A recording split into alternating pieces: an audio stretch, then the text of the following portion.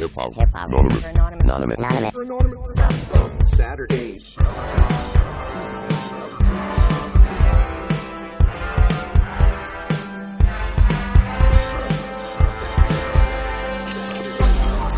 Hello, everybody. Welcome to Sapo Saturdays. You got your boy ASAP Froggy, Mr. Bingus Frog, Ribbit, y'all. and your boy Doc Froggleday, a.k.a. Mr. A-Bomb. What's hoppin', everyone? Let's get it cracking. Welcome to the studio. Thank you so much for being with us on this beautiful Saturday. Today, we have a little therapy for y'all in the form of music. We have the cryptotherapist with us, and we're looking forward to talking to Kirk De Soto. How are you, Kirk? Doing great, guys. Appreciate you having me. Yeah, thanks so much for being with us. Welcome, man. So, where did this whole cryptotherapy thing come from? Basically, I've been doing music since I was pretty young. I came from kind of a musical family. So, growing up, music for me was always kind of like, I guess you could say therapy. So when I went to college, I ended up studying psychology because I really enjoyed that too. And I actually me too. was gonna. Oh, cool, nice. Yeah, I was actually gonna become a psychologist at one point, but when I kind of got into the program and I was like, looking at the long-term aspects of it, and I'm like, well, I don't know. It's just kind of, for me, it seemed a little too oversaturated, that market. So I just decided, I'm just going to kind of pursue other things. But I've always loved, psychology and, talking to people and, really delving deep into people's emotions and stuff. And so, that's kind of where that handle came from. It's interesting because, our very own ASAP Froggy over here was studying psychology in school, and our last guest was talking about studying psychology before he kind of transitioned over to music. And I think that there's something there in terms of a connection, because there's definitely, a sense of connecting with your emotions and being empathic and all of these things that come with creating music and kind of connecting with that part of who you are and bringing that out. So there's definitely a trend there. Yeah, absolutely. And, I don't know, ever since I first started writing, I started with poetry. And then because, my brother had played guitar before, and, I had one of my best friends started picking up the guitar. I'm like, okay, sure, I'll pick up the guitar. So at some point, the poetry kind of shifted into lyrics. And then, I've always loved how you can take music, and there's already a lot of emotion there, right? But then if you craft lyrics in a way that really tell a story about, whatever is going on in your life that's challenging, or maybe it could be great, whatever, and then kind of use the music to help paint that lyrical story. Like, it can just be, the combination there can be so powerful. And so I really, that was something really important to me when I started writing music, was just, let me really take time and try to, write lyrically in a way in which, it can evoke these emotions. So I think, there's definitely a lot of interplay between, confronting one's emotions and expressing it through music, and also appreciating that through listening to other music. Absolutely. That does bring those things out of you. And do you find yourself, going to more of a lyrics first place or a music first place generally when you're coming up with ideas on the day-to-day? Yeah, that's a great question, because I've been curious to see what other musicians do with this a lot too. I noticed, some people kind of tend to write the lyrics first and then sort of, come up with a song or melody afterwards.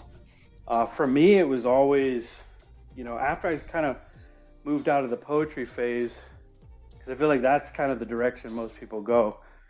I started just really trying to get in that musical headspace of just kind of playing around with different chords and chord progressions and things, and different sounds, whether you're using different effects or whatever. and kind of try to create the atmosphere with the music first.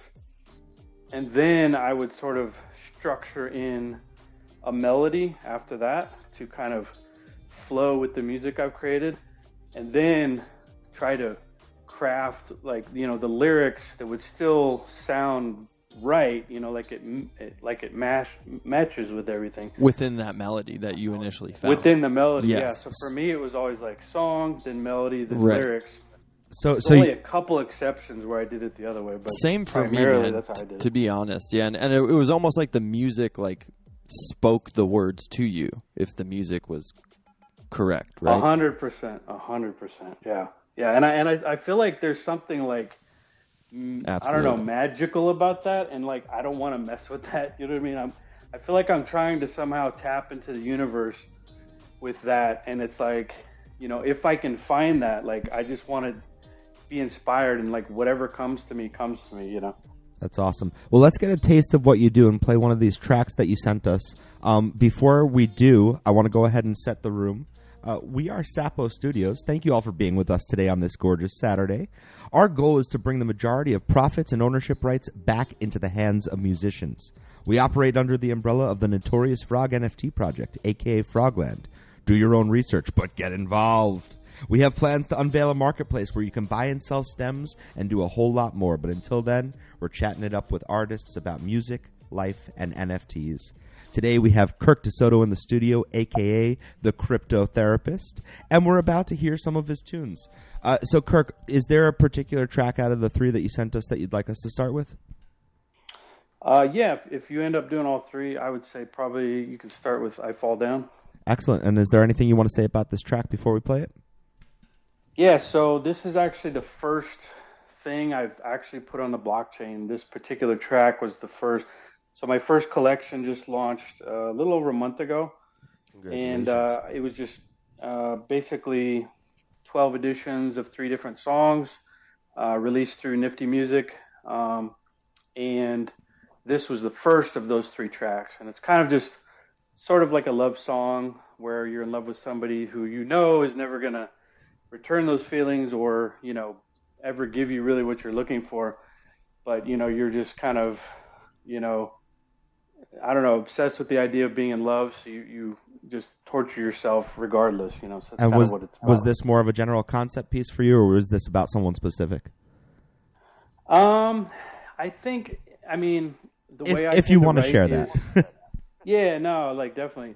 The way I tend to write is I'll take pieces of my own experience and put it into my music, but I also try to relate to other people. Like I'll take maybe, I don't know, somebody else's experience, and as they dictate it, like I try to put myself in their position and see how would I feel, right? Mm-hmm. So sometimes it's definitely me, and other times it's maybe somebody else, but a part of me. So a song like this would be a little bit of both, right? A little bit of nice of me and a little bit of, kind of a generalization, I guess. Reminds me of this show I'm watching right now, Inventing Anna, where at the beginning of every episode they put up a thing on the screen that says, this story is completely true, except for the parts that are completely made up.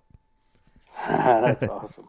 All right, let's go ahead and hear your song. ASAP, you want to run that track? Yeah, this is I Fall Down. Check it out. Let's run it.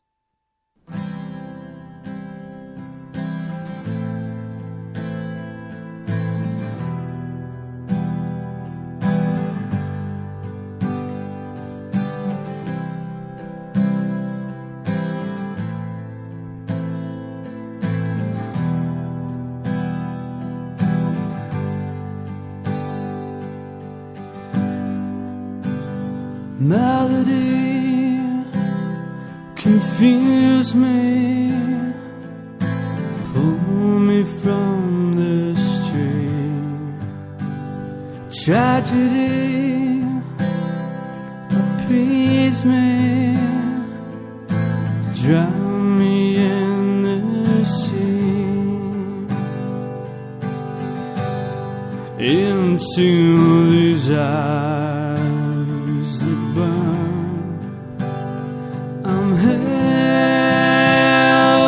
Hypnotized from head to toe.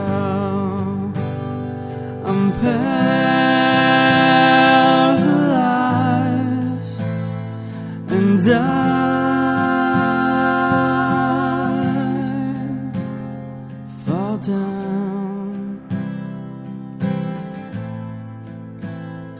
fall down. History, come teach me, show me just where I went wrong. Misery, come fill me, please don't take too long.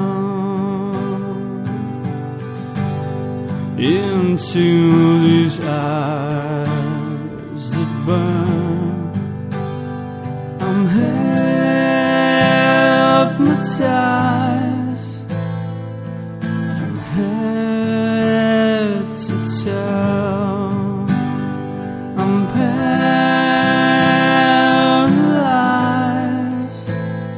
and I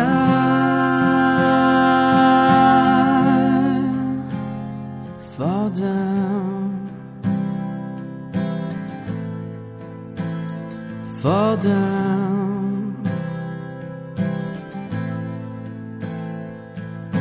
Can you see this change deep inside of me? Can you see this change deep inside of me? I've spent my life waiting, waiting.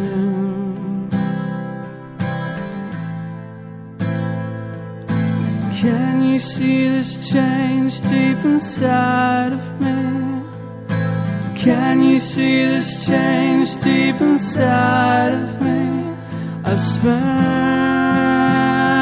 my life waiting, waiting.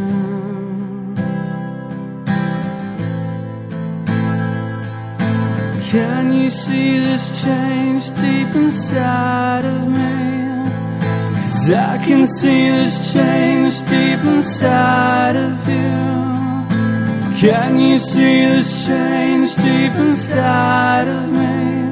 'Cause I can see this change deep inside of you. And I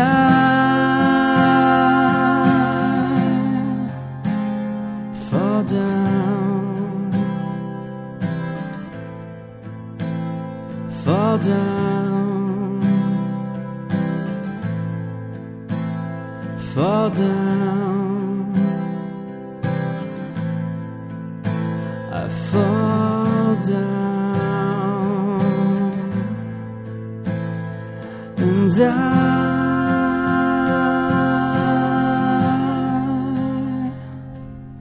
fall down. Yeah, real nice, Kirk. Man, those harmonies, brother, are beautiful. Absolutely beautiful harmonies. And storytelling, songwriting, guitar work. Yeah, I was definitely getting some Radiohead vibes through part of that. For sure. Totally. And good call, Mr. Bingus. Yeah, no, it was super cool. Beautiful, man. I really, really, really dig that. Oh, thank you guys. Really appreciate that. Yeah, I grew up north of Seattle, like basically during the grunge years, so I got probably some Seattle vibes in there. 100%. Maybe even some like Eddie Vedder, you know. Nice. Yeah, I mean that's all those guys were around there during that time. I remember, Nirvana and Alice in Chains and Soundgarden, and yeah, I mean that was just like a really cool music scene to be in. You know what I mean? Like it's just revolutionary. So I know some of that had definitely some impact on me.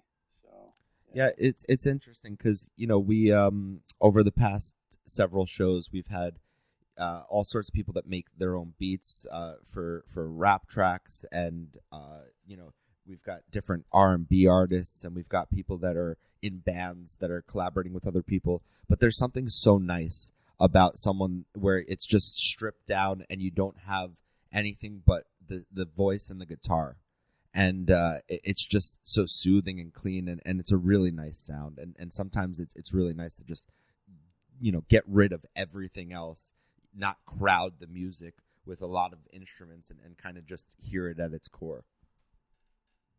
Yeah, no, for sure, and I think that's why, like, yeah, I've been kind of grinding away on Twitter Spaces since April. But the funny part was, um, I wasn't even doing music back then. Like, I had basically quit music. We can talk about that later. But I noticed like a lot of the musicians that I'm now friends with in this space, like Violetta and Sammy and Josh and Emma and Ray, Isla and all these musicians, like that was like what they would do. And I see Joe Ryan down there too. That's what they would do. Like, they would just come in and it was all stripped down. They'd either play a piano and sing, or guitar and sing, just right there into their phone. And people might think, oh, it's just simple or whatever, but there's just something so like genuine about it, and it seems to translate over Twitter Spaces pretty well. So I think it works for this medium. Yeah, and it's interesting when you kind of touched on that you had quit, and I think we should talk about that now, because it seems to me that Twitter, Clubhouse, these platforms have kind of been a rebirth for some artists that were maybe stepping away, and this is an opportunity to step back. Our last guest was talking about spending a ton of time in Clubhouse, and people would just be chilling there, and you'd have hours of conversation, and then all of a sudden someone would say, all right, I'm going to do some music now. Everyone kick back and let's do that. And it's this sense of community bringing everyone together and kind of, removing all of the bullshit and just talking about things you love, playing music you love, and vibing. And it gives people an opportunity to remove all of the pressure of the industry and the business aspects of it, and just kind of do what you love. And it's cool because as far as what I'm seeing, it's bringing people back into that creative space. Yeah, no, absolutely. And I mean, just as an example, like, I was hanging out in Joe Ryan's space last night. He's currently minting a project as well. And like, we ran that space for over 6 hours, and towards the end it was like, we were just all just BSing about different musicians. I mean, bigger musicians, obviously, but from the past, right? And it was like kind of geeking out with a lot of technical stuff and history, music history and stuff. And I'm thinking, some people might not be into that. They might be like, oh gosh, just play a song or whatever, right? But like, the listener count didn't drop. Like, everybody's just sitting there listening, and um, I think people, some people who are like legitimately into music and love music, they want all this extra stuff. They want to be able to talk about, or at the very least listen to people talking about, these old things, telling these old stories. And it's kind of like bringing back the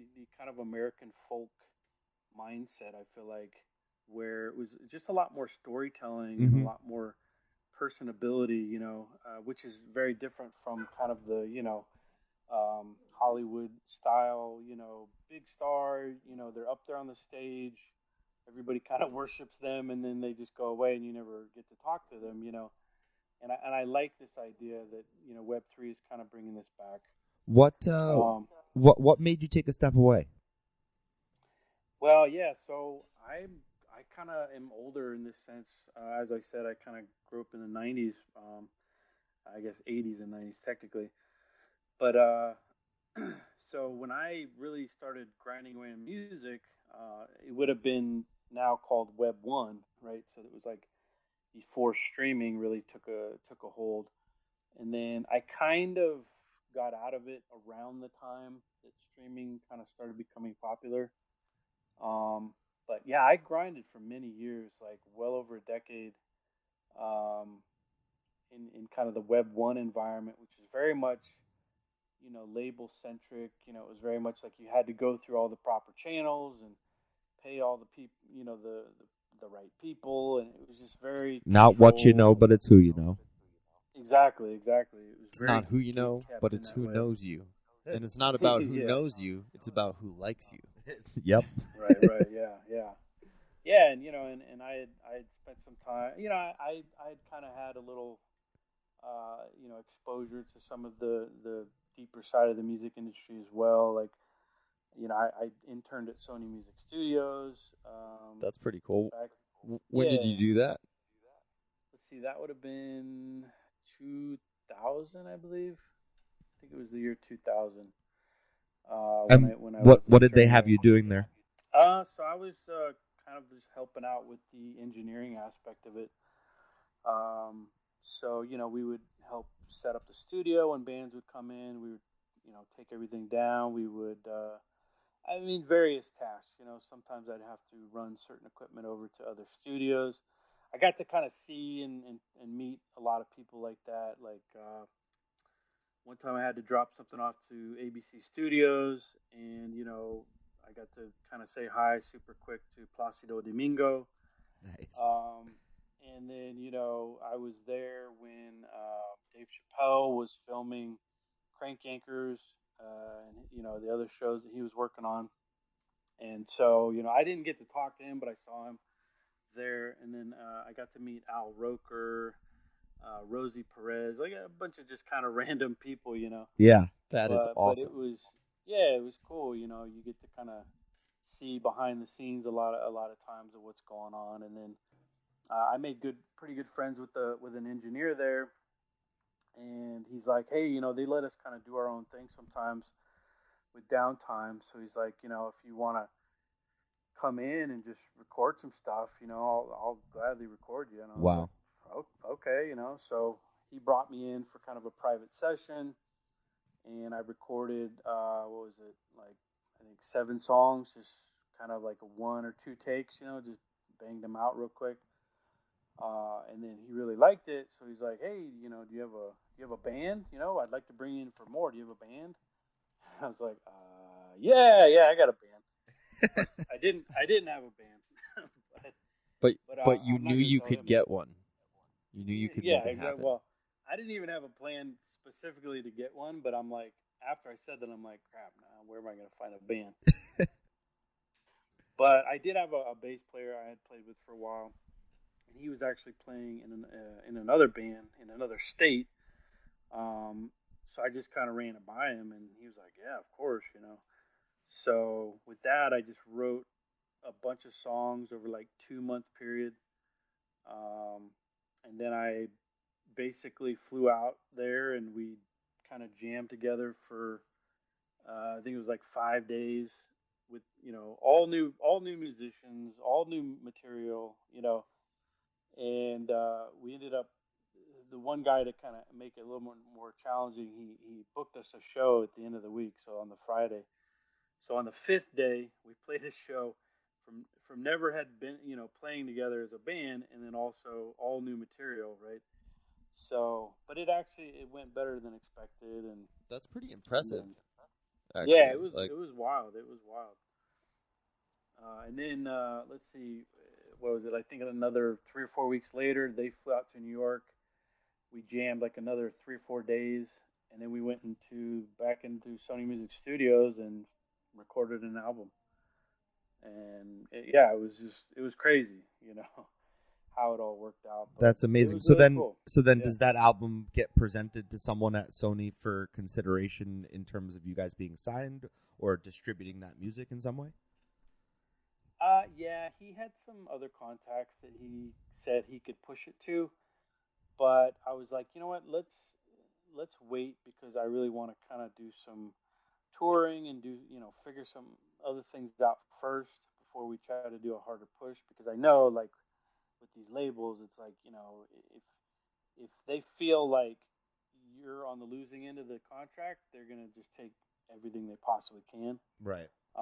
And I had always been independent prior to that, so and I knew enough about the music industry to know that usually you'd be screwed. But I was open to it at the time. But then, we toured for a little while, and then, like every other, you know, every other band story out there, one guy had to go do something else, and then we had to replace him, and then another guy had to go, and it just became too much work to kind of keep everything together.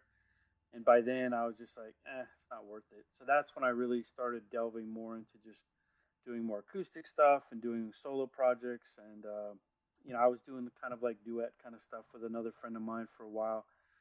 So we toured all over New York City for many, many years. But, the industry at the time was just so toxic and so just backwards. I remember when I was younger, like on average, like you could go approach a bar, you could go approach a club and say, hey, do you need live talent here? And they'd say, yeah. And then they just out of the gates offer you, maybe they'd say, I can only pay you $100 a night. And it's like, well, hey, that's fine. But the opportunity whatever, was there. Yeah, and the point was like, it was just, a known thing that like they would pay you, right? But it just got like worse and worse and worse in that way, and especially in New York City, it was like the vast majority of places, like unless you had a label and you had you were booking much bigger venues or whatever, like everything basically outside of maybe a couple, open mic coffee shop kind of scenario, was pay to play, right? So it was like this became the standard back then. It probably Absolutely. still is. I remember that. So you're Like saying being- Yeah. you like had you to would pay go them pay, to play. Yep. What? You would pay a venue or pay at a festival to be seen, essentially, which is Yeah, which so is That's too much power for people to hold. it's crazy. Like so. think about crypto. what Pay to they play, would- man. Yeah, what It's they would true. do is you would basically, you would sign up to go play there, and they would say, okay, you pay us $100, and then you charge $10 a ticket. So if you got 10 people there, okay, your cost to play the venue is covered. Anything beyond that, you would get, right. But if you made less than that, well, guess what? You just paid for those, for those people to come, regardless if they come or not, right? Right. You just bought their And- tickets. Yeah, exactly. It's like you're literally paying to play there, on top of like your expenses to get there and whatever other expenses you have is related to being a musician.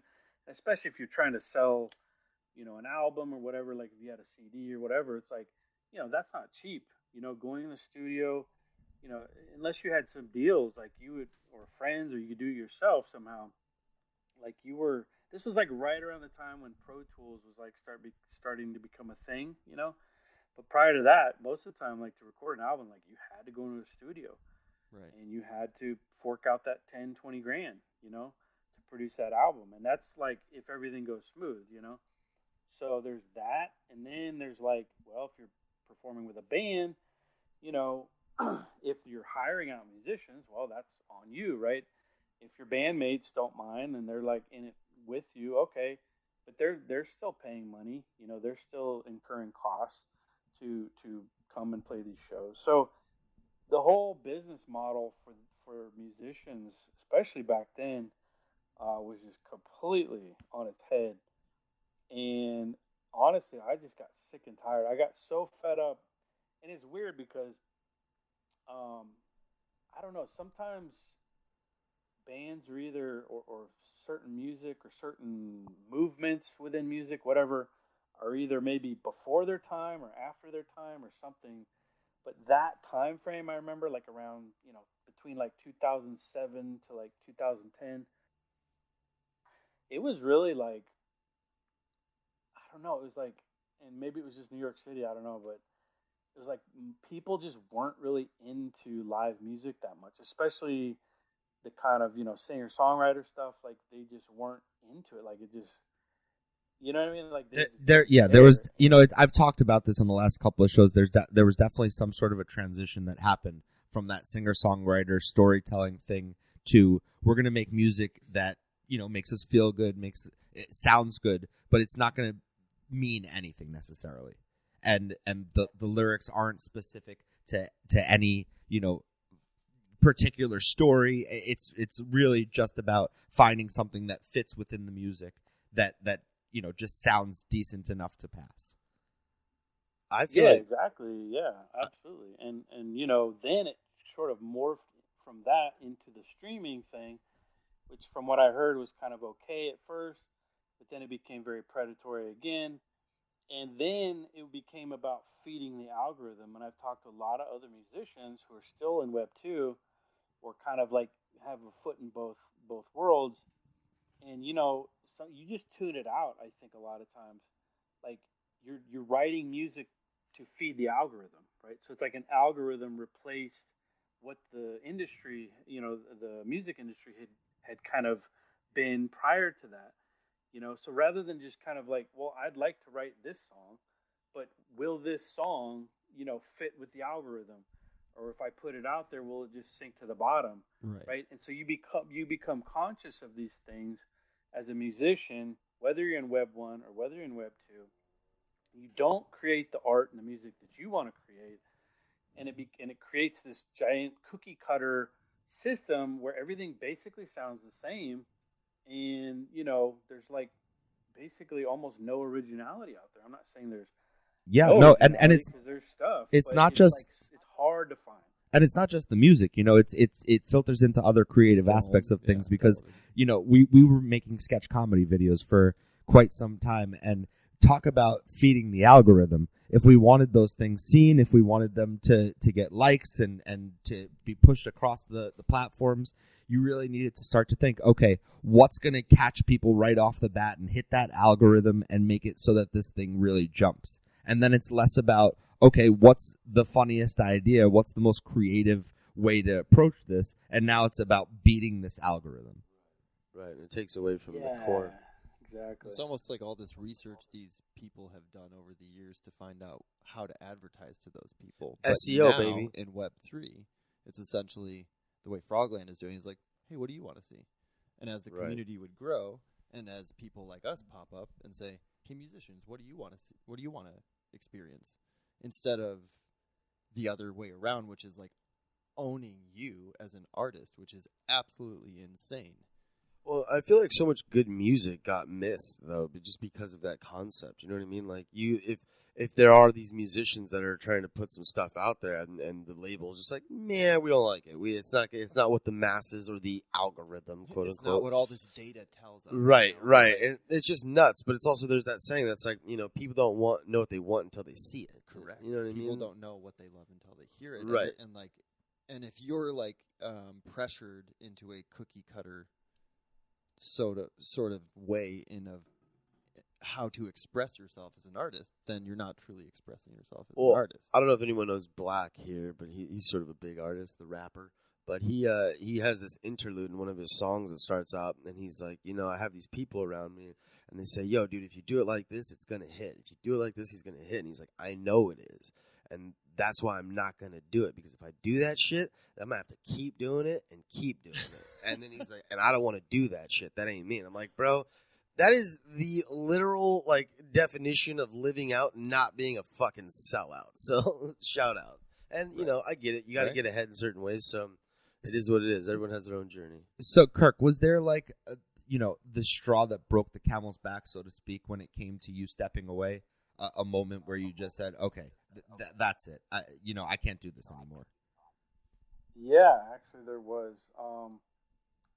I mean, it's like anything else, right? Like imagine you're like in a toxic relationship, right? And maybe that toxic relationship means you're getting physically or verbally abused for, just year after year after year after year, right? You're just sort of taking it, but all those things become accumulative in a way, right? To where there's a breaking point, maybe a catalyst event, but it's all been that building. Catalyst event wouldn't have had the same effect unless you had all the prior things that had happened up to that point. Sure. Right? But I do remember for me now, and it's weird because I've had to work through this emotion because a lot of this stuff I just literally kind of suppressed for many, many years. And so a lot of times it's way easier to do that. Yeah, exactly. And consciously and you don't subconsciously. totally know, right? You don't totally know, Right. Okay, what is the thing, right? So I'm just, I was super grateful to Violetta because she interviewed me. What was that? Probably a month and a half ago or so, right before my Genesis drop. And, she kind of pried a little bit and asked these questions. And it really just forced me to think, in a public way about like, yeah, well, like what were the key things, right? And, one thing that came back to my mind that I realized I had suppressed was back in 2011, I actually got married to my wife now, right? I'm still married to, and who's been just incredibly supportive. So, like, massive shout out to her. Yeah, shout out to all through the partners. through all this. Yeah. So, but it was kind of crazy because like all the stuff leading up to that point kind of happened before we got together, and it was like right after we got together, it was like they all culminated, and it's like I sort of not long after that we ended up moving out of New York City to another state, to Dallas, Texas, and literally when I got to Dallas, I just stopped playing music, like completely. It was like almost like that's an old chapter in my life. This is the next chapter. Mm-hmm. And for many years, and we spoke about this later, like she kind of thought that she was the reason why, and I'm like, well, no. I mean, granted, like when you're happy in a relationship, like you're less likely to write sad songs, right? And I have so many sad songs, so I'm like, crap, what am I going to write about? Yeah. But at the same time, it's like it was just like a weird timing. But I think that culminating event for me in my mind that maybe I just didn't fully understand it at the time, but looking back, I'm like, yeah, okay, that was probably the straw that broke the camel's back. But I remember I wrote this song for her, this love song, and it was like really personal, and special to me, this song. And she was able to come to one of my shows like not long after we got married, and it was literally my last show that I played up until what, like a month ago, I think. Wow. Something like that. Yeah. So almost 11 years since I had played live, and the only thing that broke it was going to London, which we could talk about that in a minute. But so yeah, I played this show, and I was really excited because I wanted to play this song on stage for her, right? But this bar I was playing in, it was a weird setup. Like they had a stage off to one side. There's no real divider, and then the bar's over there, and everybody's just incredibly loud and just talking about a bunch of nonsense. And it was so loud to where, like, I almost couldn't hear myself play, right? Mm-hmm. Those are the true tests, man. It's like one of those moments where you almost want to just stop everything you're doing and just sort of look around and be like, what the hell is this? Like, am I in a simulation or what is this, right? Where people are this disrespectful. And I understand, like, you're out at the bar, you want to have a good time. Maybe it was just a really bad setup, right? Right. Inside the bar, how they had everything set up or whatever. But still, like, I'm just the type of person where if you're on stage playing, I'm just going to sit there and shut up and listen. Like, even if I don't think your music is amazing or it's like maybe it doesn't speak to me or whatever, I'm just going to shut up and listen because that's the non-rude thing to do, right? Mm-hmm. Because maybe you're pouring your heart out, and if I'm just stepping all over it, then, what does that say about me? That's just me, right? But I think what added, and believe me, I had been putting up with that for a while, right? Because that's just how the scene was back then, unfortunately. But I guess it was just different, right? Here's like the love of my life in the audience. I'm playing her song for her, and I could barely hear myself playing it because people were so rude and loud. And I was like, inside, I was like, screw this. You know what I mean? Yeah.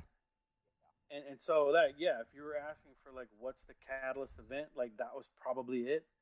But once again, it was like a long line of crap that happened for a decade plus before that led up to that. But I was just like, I'm just not doing this. And It's like, I'll sing this shit to you at home. Yeah, exactly. Yeah, exactly. Well, and that kind of, I just felt like, I'm casting pearls before swine, really. I mean, yeah. Well, and that kind of, you saying ASAP, I'll play this shit for you at home, leads me to my next thought, which is, did you put down the instruments completely? and take some time away from the music altogether? Or was it just a performative thing that you said, you know what, I'm not trying to push the career thing anymore. I'm not doing this touring thing. The grind is over for right now. But I still love music, and there's nothing that's going to pull me away from my guitar. So, I'm still going to keep playing in my own time. And I will serenade you at home. Yeah, I thought that initially. Like I didn't when the whole thing happened, like I didn't really plan to just stop. You know what I mean? Um, but I felt like when I left New York, we came to Dallas. It's like I didn't know anything about the music industry. I didn't know, so I kind of did a little stuff like in the beginning to kind of like look around to see if I was gonna play, where would I play, this kind of a thing. And I didn't stop playing immediately, but it was like it just became less and less and less and less over time to a point where I just like I start picking up the guitar, maybe once a month, you know, and then and then all of a sudden it was like months would go by, and then at one point I think like years went by, and I just didn't even pick up the guitar. I didn't really work on my voice, so I like literally like musically speaking let myself go. You know what I mean? Um, and so there was a couple times in between all that where I kind of tried to like start up again a little bit. Like a friend had moved into in Texas at that point, and I used to play guitar with him, so we kind of would meet up here and there and just jam a little bit. But it was like very sporadic and not very often, maybe once every other week. Um, and so it's nothing to really like. Oh yeah, I got back into it.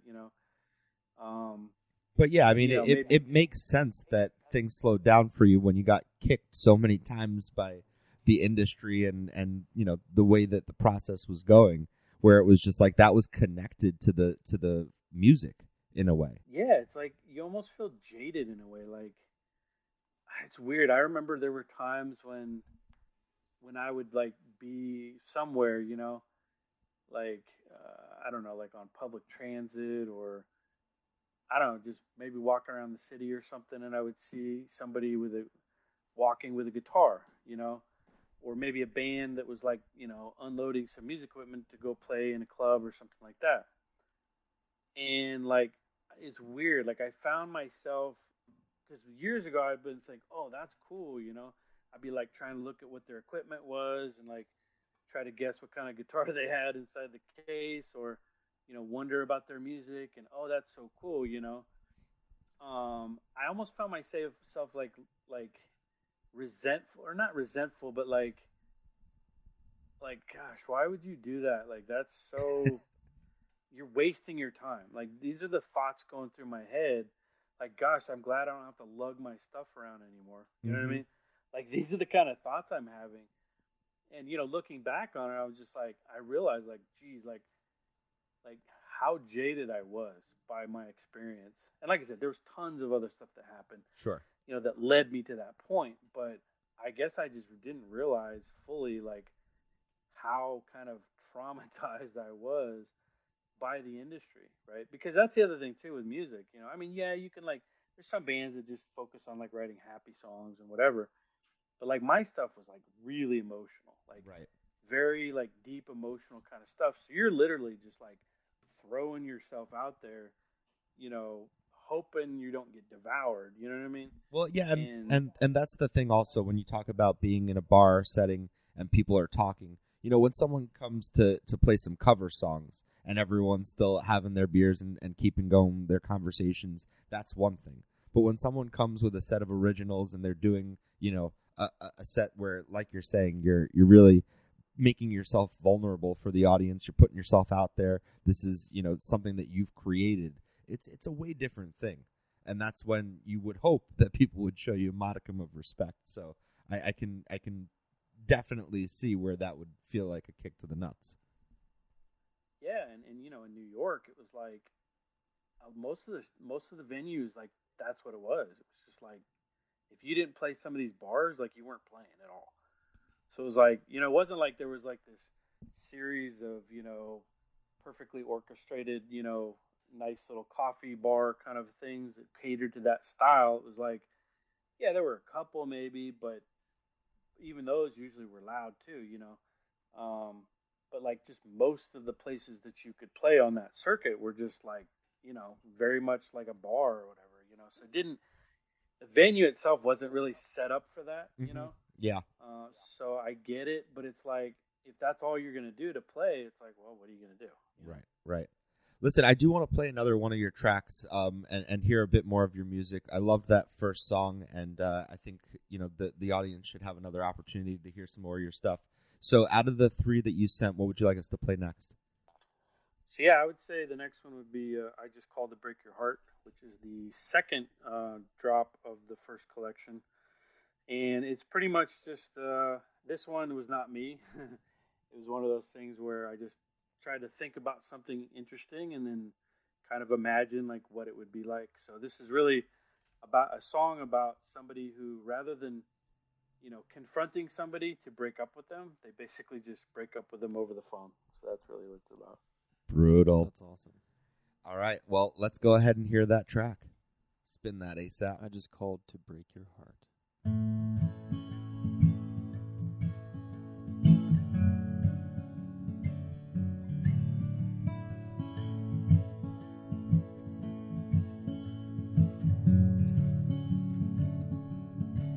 There'll be time for you to cry.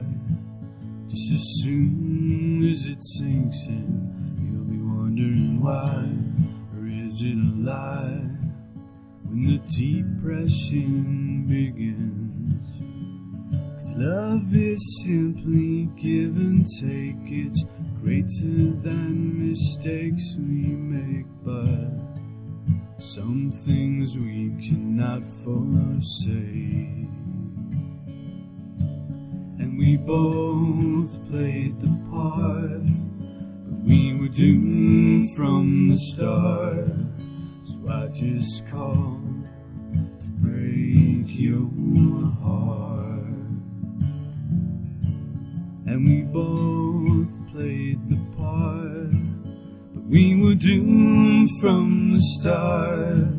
So I just called to break your heart.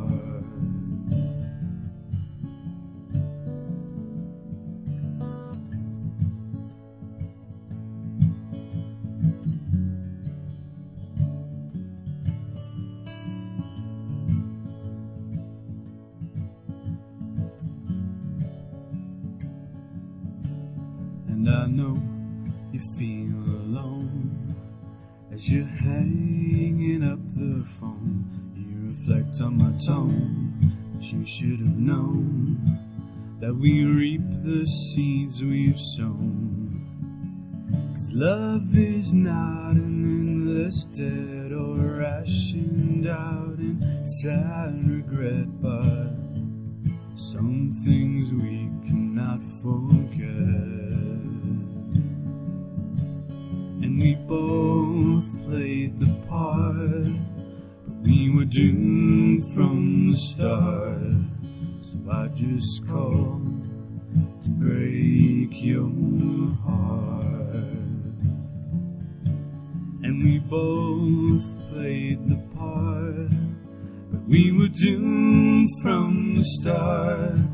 So I just called to break your heart.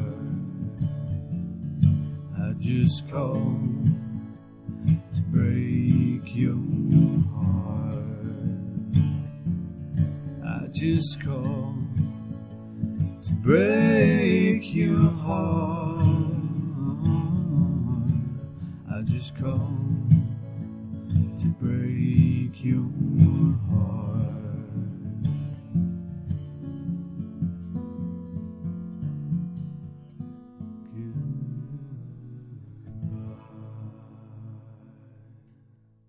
Bro. That's another It's- gorgeous track. You got some pipes on you, baby. The thing I like about this song very much is that it's singable. It's like easily like sing along to. Like I was like picking up on the words just as we were going through it, you know. We were all kind of rocking back and forth, Yeah. you know, tapping the feet, Yeah, doing. yeah, man. Yeah. It's beautiful. I really appreciate that, guys. Thank you. Yeah, it's interesting listening to both of those songs. I feel like an album of your stuff would be awesome for some indie film. Like, Yep. just That's totally the vibe. so good, Very true. right? Like almost see that. like It is this cinematic. epic journey like across the United States. Yep. You know, Bumpkin from New Mexico tries to make it to the big city. You Be- know what I mean? And because- they're gonna get their heart broken. It doesn't always happen, but this music did kind of give me like a visual in my head of like you're saying, like traveling almost. Yeah. Like that like into the wild type shit. Yep. You know? And again, that goes back to Eddie Vedder. Eddie Vedder. And that's what I was saying, because I was saying, he gave Pearl Jam vibes in Eddie Vedder. Earlier, Legends. And now you're saying this is cinematic. Into the Wild, Eddie Vedder did the soundtrack for that movie. I did not know that. Yeah. Oh, Well, yeah. looky there. I'm like waiting for you to make the connection for me because I'm sitting Yeah. here like, how does What Eddie the Vedder hell connect is to this Oh, do man. with this? No Dude, that's shit. That's a great movie, and It's a Eddie, great movie. I Eddie didn't know Vedder's Eddie voice did is the is soundtrack. so That's amazing. iconic. You over do it. have like this. It's almost like you remind me of like Neil Young in a way because Neil Young has that like type Well, of Neil Young's got a very specific. I know. I'm not saying like that. I'm not saying he sounds like Neil Young. I'm saying like the niche that he's in because like Neil Young has sort of that niche style. You know what I mean? So you have a very specific style, I would say, and I like that. It's important that everyone knows their role in the play. You know what I mean? And I think you understand your role very well. Well, thank you so much, guys. That means a lot. I'm going to go ahead and reset the room real quick. Thank you, everyone, for being with us. We are Sapo Studios. Our goal is to bring the majority of profits and ownership rights back into the hands of musicians. We operate under the umbrella of the Notorious Frog NFT project, aka Frogland. Do your own research, but get involved. We have plans to unveil a marketplace where you can buy and sell stems and do a whole lot more. But until then, we're chatting it up with artists about music, life, and NFTs. Today we have Kirk De Soto in the studio with us, the crypto therapist, sharing some of his beautiful music. It's been amazing. These acoustic songs where he's harmonizing over his own voice are just absolutely gorgeous, and it's been a privilege to listen to them. Let me ask you, are you self-taught in terms of guitar and singing, or did you take any lessons? Yeah. So guitar-wise, I basically the first year I really started playing guitar, I just taught myself, and then at one point after I kind of already knew what I was doing more or less, I knew there were certain things I could refine and make better. So I went and took like, a smattering of lessons, maybe, I don't know, 6 or 10 lessons, something like that, from a guy who was at a local college that taught, and it's mainly just like, here's some techniques that you can utilize to kind of, sharpen up your skills, and then, work more on like, on other aspects that maybe I had maybe not as much strength in. And so it definitely helped a little bit, but really by and large, yeah, I pretty much taught myself guitar, and then vocals. You have a great feeling. You have a great feeling naturally on guitar. Then I would have to say and compliment on that. Thank you. Yeah, no, I mean, one of my brothers played It's a 1 lot of o'clock. guitar. He was really good. But I always asked him, teach me, but he was never the teaching type. So at one point he just like left the guitar with me. He's like, figure it out. And I'm like, okay, but yeah, he was definitely more of like a shredder, and he's a lot more technical than I ever was. I was just more kind of just a singer-songwriter, type, more rhythm guitar than anything. But I love the combination. Vocally speaking, yeah, I never really had lessons per se. I was like in different choirs growing up and different things, in school and whatnot. But even with that, I didn't love it back then when I was young. It wasn't until, like I said, when I started playing guitar more and kind of, playing with one of my best friends growing up, and then it was like, yeah, maybe I could do some singing. And then my other brother, who doesn't really play guitar but he sings. He took lessons from a guy named David Kyle out of Seattle, who is this pretty famous maestro out there. I think he's since recently died, but he worked with like a ton of big names, especially during Seattle in the '90s. Like Chris Cornell, and I mean a bunch of people. Fucking love Chris Cornell. Yeah, he's incredible. Sounds like a lot of music runs in the family blood. What about mom or dad? They got any pipes or any, abilities on the ivories or anything like that? Sorry, it was kind of breaking up there. He was asking if your parents are musically inclined as well, because it seems like you and your siblings are. Yeah, my mom always sang for basically her whole life. She had a really good voice. And then some of my sisters sang. Like I said, one of my brothers sang. The other one played guitar. So yeah, like I said, we pretty fairly musical in the family. But nothing really like together. Like we're not like the Jackson Five, where Right. we just play together. You know what I mean? It was all very much like, okay, they're doing their thing over here, they're doing their thing over there. I'm doing my thing over here. Yeah, so we all kind of did our own thing. But anyway, yeah, back to David Kyle. He gave my brother some singing lessons, and then like he recorded those, and then gave me the recording. So I didn't directly learn from David Kyle, but I indirectly learned from David Kyle through these through the lessons my brother had, and so that's like what I used at the time, because like I didn't sing for many years either when I was like really young, Mm-hmm. like early teenage years and all that. It wasn't until I was about 15 or 16 where I started like getting into music and all that. So yeah, I spent a good like year just every single day like working on my voice, working on my voice, working on my voice to a point where I had it to a point where I'm like, okay, I'm good to go.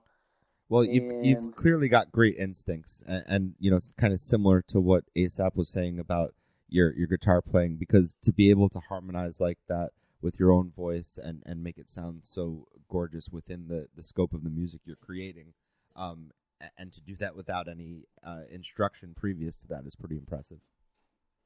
well, thank you. Yeah, and maybe it was just the fact that I was around it so much, like it just kind of became ingrained in my head, I guess. But yeah, I've always loved harmonizing. It's always just really cool. So I always try to write cool harmonies and stuff if I can. Of course, I can't harmonize live on stage, right? But, That'd be a hell of a talent, man. I know, right? I think they're making pedals nowadays where you can kind of do some of that, but maybe I'll have to look into that. Oh, there's a pedal for everything. Hey, listen, take us to London. So you mentioned London earlier. You mentioned that was kind of the thing that brought you back. What was it? Yeah, so like I said, back in April, I found through Twitter Violetta Zeroni, and I approached slowly because I'm like, well, this looks cool, but I don't know much about it, and I was already like into NFTs before that, so I was like, oh, that's kind of cool, putting music with NFTs, that's cool. So I just kind of like tacitly paid attention with that, and so I ended up getting on her mint list and minting some songs right from her first big collection, and like I just kept coming back to her spaces because she would do spaces every day. So I would attend like once a week, and then maybe 2 or 3 times a week, and then all of a sudden I found myself in there like every single day, and just really getting involved in the community. And of course, because she's so connected to all these other musicians, like that's how I got to learn about Sammy, Arriaga, and Josh Savage, and Ray Isla, and Emma Miller later, and then Joe Ryan, and all this, right? So it's like, because a lot of it is a shared community, so you just kind of get to know everybody a bit, right? And then I was like, because I was such a big collector and supporter, like I just started collecting from everybody. It was like I was buying stuff from all of them. And it was funny because I made a post about this the other day because another member in the community made a post similar. He's like, here's my journey, and I realized I have like over 200 music NFTs now. So I'm like, I thought about it, I'm like, man, I wonder how many I have. So then I went and counted them, and I realized I had like over 350 Wow. music NFTs. So I'm like, dang, I guess I am pretty invested in this. But yeah, no, I just it was like slowly and once again, I wasn't like I still wasn't playing music at that point. You know what I mean? Mm-hmm. But just coming back every day, getting this inspiration from these artists that are literally doing what they want to do, not being told by a label what to do, but literally producing the art and music they want to produce. You know, it was Hell just yeah. so inspiring. All of a sudden, I'm like finding myself picking my guitar up again. That's something I haven't done in forever. You know, and then I'm like, okay, let me see if I remember how to play my own songs. It was like, I kind of don't. You know, like some I did, but a lot of them I just sort of forgot, or I was like, holy crap, like what's the chords for this? You know, Yep. so I just spent like months, basically, or I guess a month and a half, just trying to like relearn my own songs, and then that's when around that time I noticed that like Nifty Music was looking for more artists. So I'm like, what the heck? I'll sign up just to see what it's about.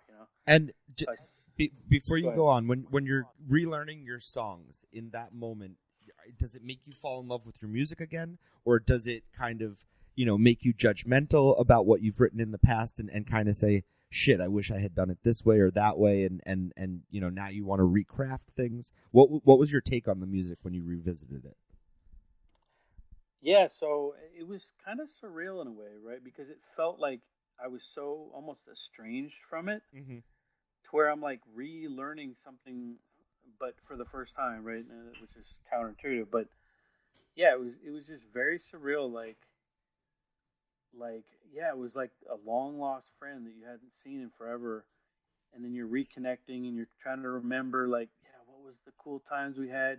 Did you feel that the Um, emotions of those songs still resonated with you, or that you had moved to a different place to where you're learning these things and you're kind of playing as a reflective person, but you're not really living in that space anymore? yeah, that's a great question. I think it's both, right? Because obviously, like, you revisit those songs and it kind of takes you back to that place. But what was interesting, I noticed, was because I had been so removed from them for so long, when I went to revisit them again, I had a very different perspective on Mm-hmm. things, right? And in a lot of ways, it's a better perspective because I feel like like anything else, like you're too close to something, you're gonna either overprotect it or you're not gonna, you know what I mean? Like you're It's not gonna always good to take give a it what it step back. needs. Yep. Exactly. And now I feel like, okay, I'm less overprotective about a lot of this stuff, and I feel like, yeah, why not? I'll just put it out there, whatever, right? Sure. So I think it was good in that way, and I definitely, yeah, I definitely learned a lot from that whole thing. But I was like, once I got into the Nifty thing, I was like, holy crap, like this is real. Like I kind of can't turn back now. So I was a little freaked out, not gonna lie. I'm like, can I even do this? Like this is crazy. And I had such a short amount of time in which to like make up for 10 years of like, I mean, imagine like you were like in prime shape and you don't work out for 10 years, and then it's like you have 3 months to get back to where you were. Let's go, Like baby. that's stressful as hell. Yeah. But I'm like, well, I guess I'm in this thing, so let's do it. So then I announced my launch uh, back in when did I announce it? I think I mentioned that I was going to do something back in like August, but then I didn't launch until I think it was October. Of this year? Uh, yeah, Nice. so very recent. Um, and then I basically wrapped up my launch. I think it was the same week I left for London.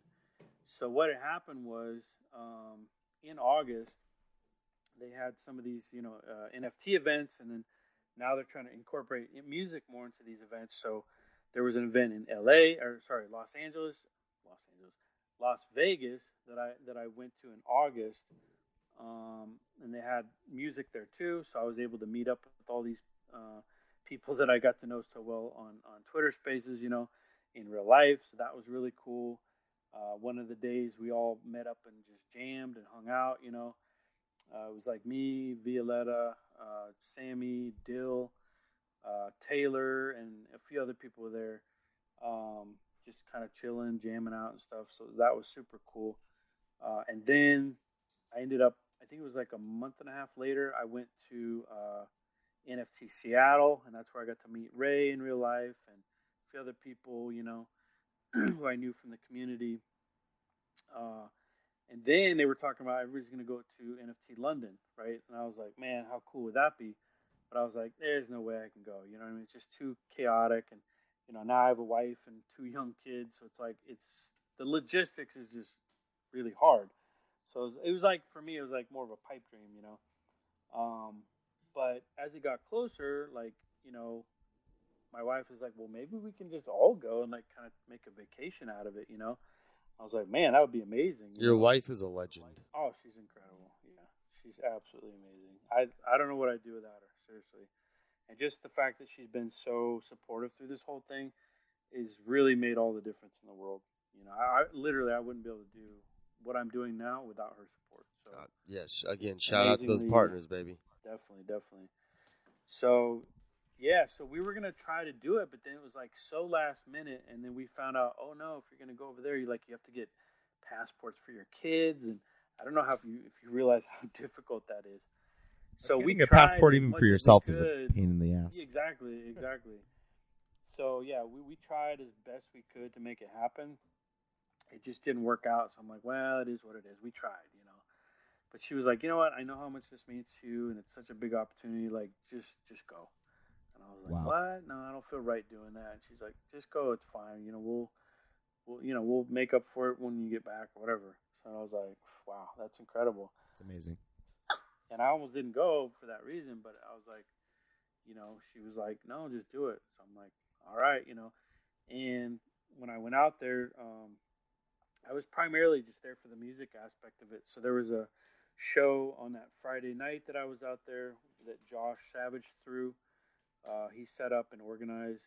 So there's a bunch of different artists playing there.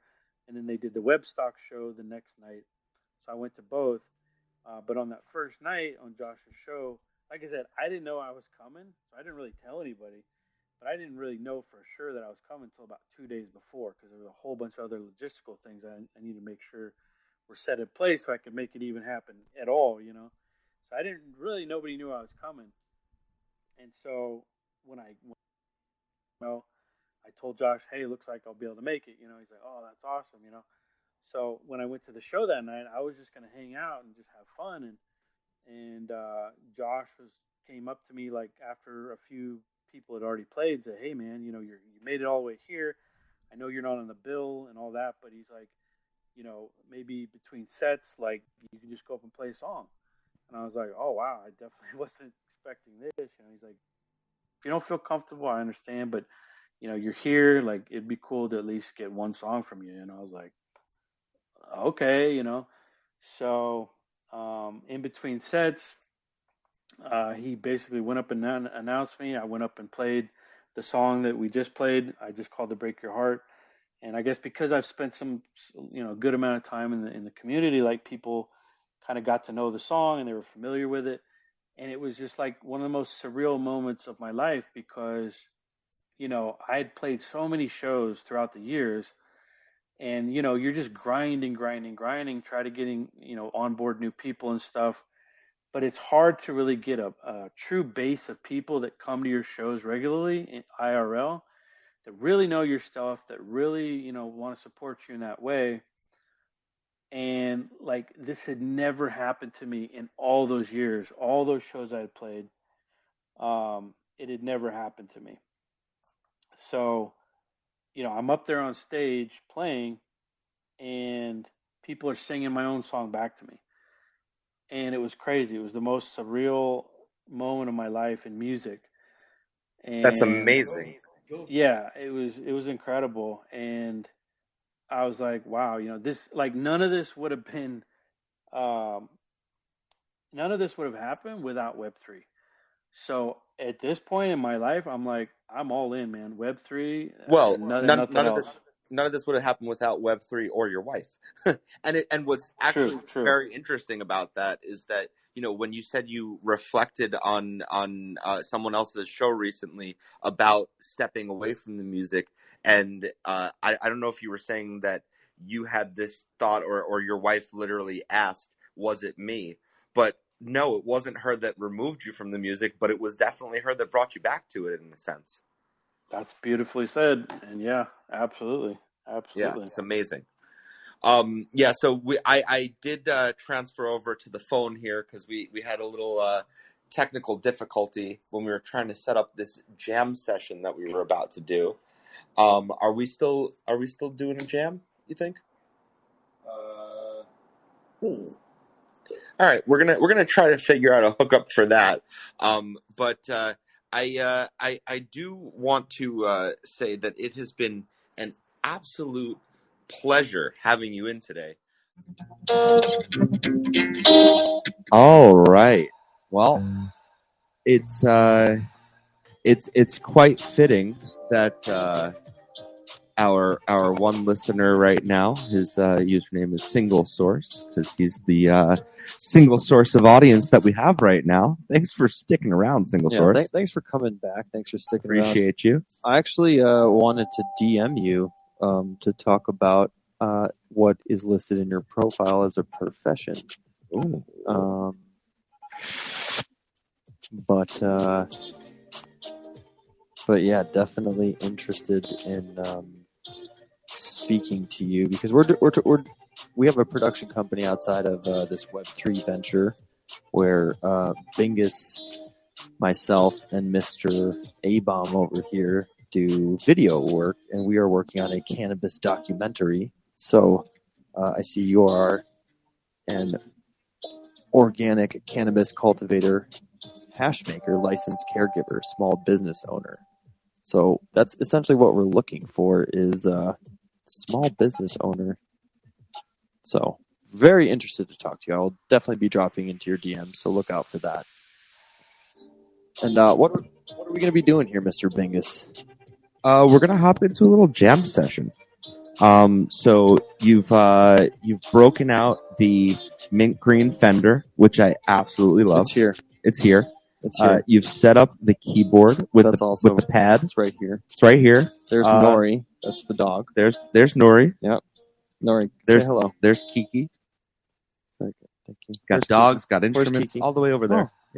Oh yeah. So you can see it right. So we're ready to fucking jam it away. Yeah, we have 2 live audience members here in the studio. Let's go. Kiki and Nori. We'll see if they like what we're gonna do. All right.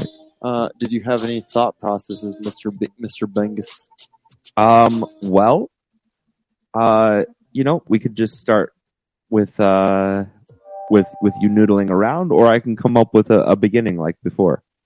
So maybe like we could go like riff for riff or something like that, where like maybe I'll put one part down, you put the next part down, Adam puts a part down. Sure. And like we just do one stem at a time, and then grow it from there. Throw that in there. You were on camera. You were assuming that I was on camera here in the live feed. That's burned in, bro. All right, burn it in. That's burned in. Yeah. So we're not shy here at Sapo. Not shy of Papoose. There can only be one shy of Papoose. All right, so who's starting with this? I could start if you Start want. it. Do it. Let's see. Start it. Let's start a new one. Start a new track. Let's start a new track. Unless Mr. A-Bomb wants to start it. Cause he has been talking about trying to put down a certain vibe. When a fire starts to burn, you know that song, You're a Legend. Yeah. All right. Well, let's see. Let's find a BPM that we like. What is this, like a 120? This is 107. So what kind of vibe are you looking for? Because I remember Mr. A-Bomb, you were always talking about wanting to do a specific. Why don't we try to do like a Disclosure beat, like the one that I was vibing with? When a fire starts to burn, you know what I'm saying? Oh, That's what we probably need to pump that up a little bit then, though. Yeah. BPM, just a notch or two. Yeah, like that's what is that? When a fire starts to burn. is that what you're looking for? Yeah. The fire starts Wait, to burn. what? Maybe a little faster because I feel like you're singing a little fast. I can't remember the next lyric. No, what? this is you making your own lyrics. No, I you're know. not copying anything. No, I know. I just wouldn't just sing the next lyric. When a fire starts to burn. What are we singing? We're gonna do a disclosure beat. What are we singing? We're gonna do some funky stuff. When the fire starts to burn. I almost hear trumpets in the beginning, like Some jam session. Okay, yeah, Dave. This is where it starts. You've heard your own. You've literally heard your own voice notes back. They're more ridiculous than this, and you're doing it in your car by yourself. We're here doing it together, Fine. sharing the energy. All right. Get it. Get it. no one's doing the sounds of it, man. Okay. Maybe Okay. I'm Sound open like to a bunch of psychopaths. I'm over here. open to collaboration. You know, we can collab. on Studio this. horns. Let's find some studio horns. All right. So now, if you wanna step up over here Let's do it. to the plate, that's what we're gonna have to change. So stand by. Tick, tick, tick. We're making music to the metronome. Tick, tick, tick, tick. We're gonna go at this speed. Tick, tick, tick, tick.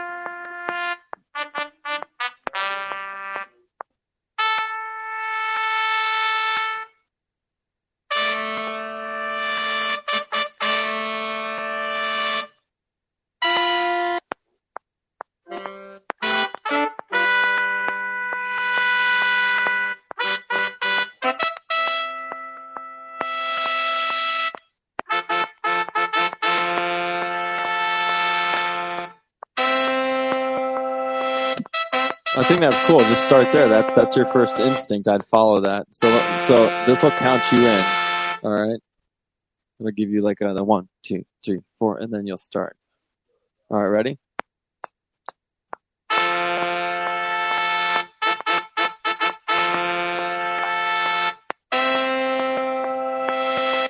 Okay. So you want a little longer. All right, do it again.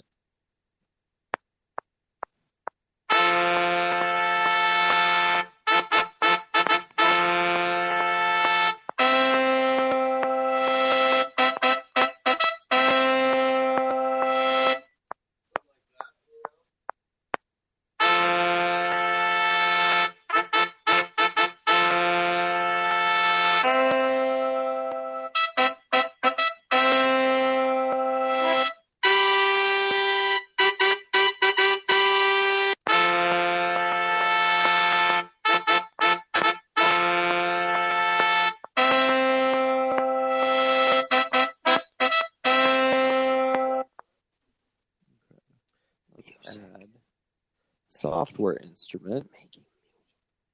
Actually, let's add a drummer.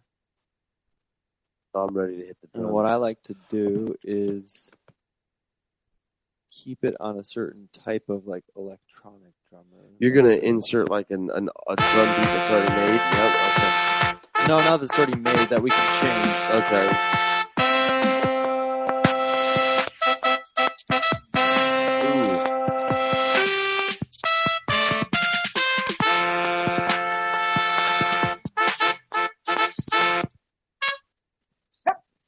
Interesting. Let's see. Kiki wants to get in on this one. See, I like it because it has like that classical like brass in there, but then you add that like house in there, and it gets all funky.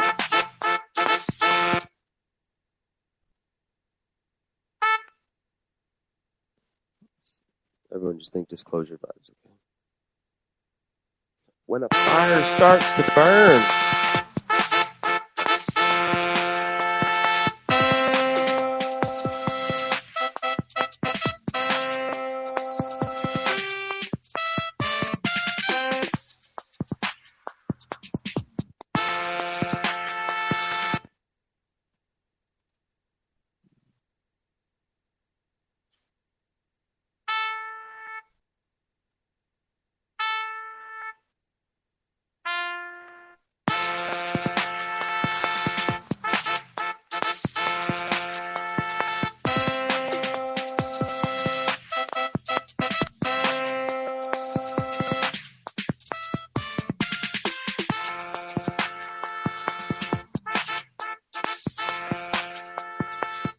of y'all gotta lay a lick down on here of some kind. You want some cowbell, Bingus, or what? What are you feeling?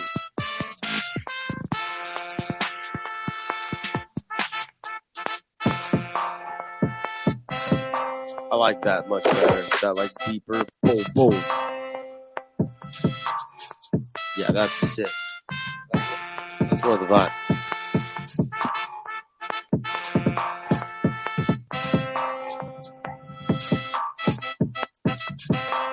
What do you got for that, Bingus? What are you gonna lay down on it? You liking it? I can tell by the look on your face. It tastes like a bowl of Wagmios. Well, first of all, I mean, I don't know if you've already quantized it, but it sounds out of time. It is a little bit out of time, and that's what I was going to try to add. I have quantized it, but I have to be like laid down again. You know what I mean? So I don't know if you want to try to lay down those same notes, or if Adam, you want to try to lay it down again.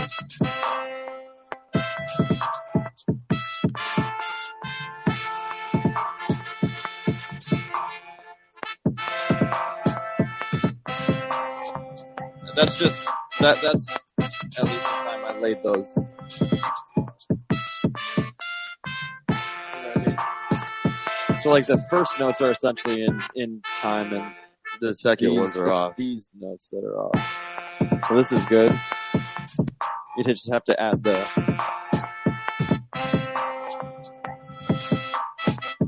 So like these are off.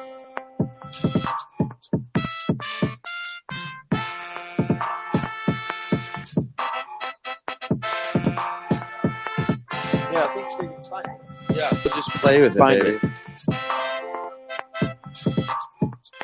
Just dabbling.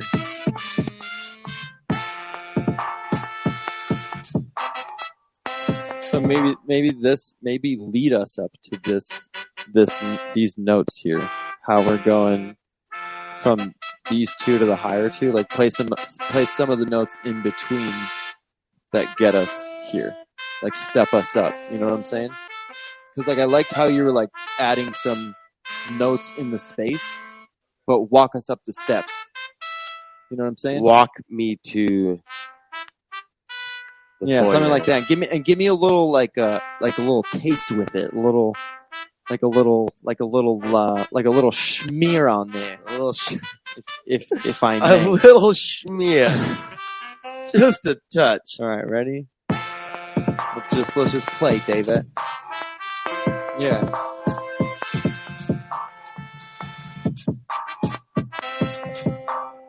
So.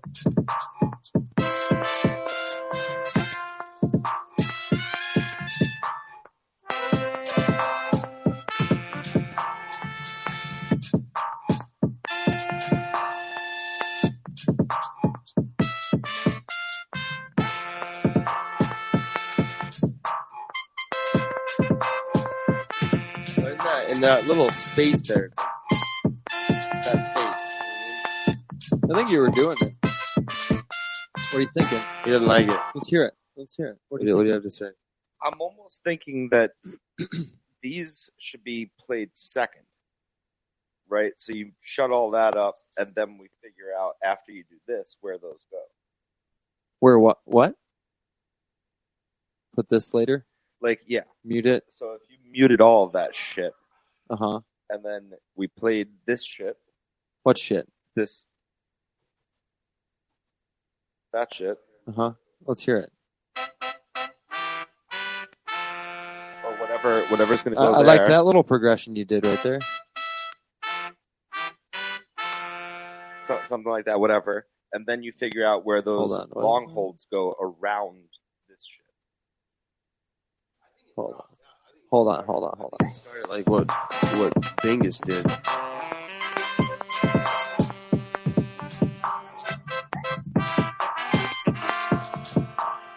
Logic has an interesting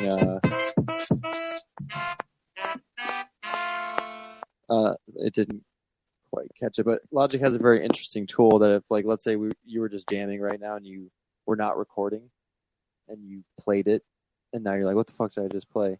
You could just push Shift R and it would just have documented. It's like Which is subtle something you reporting. found out when you thought you lost everything. No, it's just I actually found it on Instagram, like story logic tip that you didn't know. I actually asked her to be on our show. I'm not going to shout her out because she said she was too cool for us. Oh, So that was early on. yes, that if was I recall. very That was very early on. on.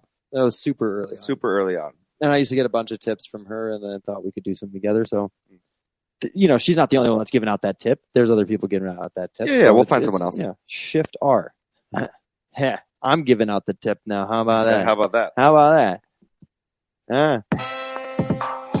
Kid does that. How about that? Okay, so now you're saying you want to do the thing. What notes are these? Hold on 1 second. Let's play it. That's F, C, F. So does that mean that we're in the key of C?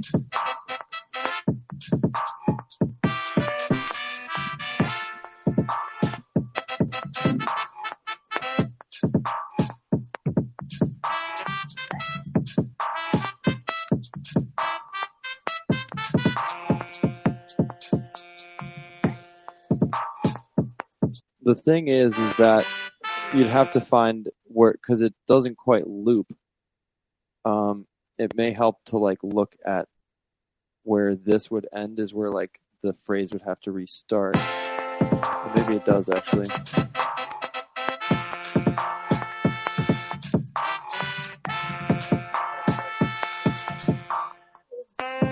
Delete that shit. Let me try it again.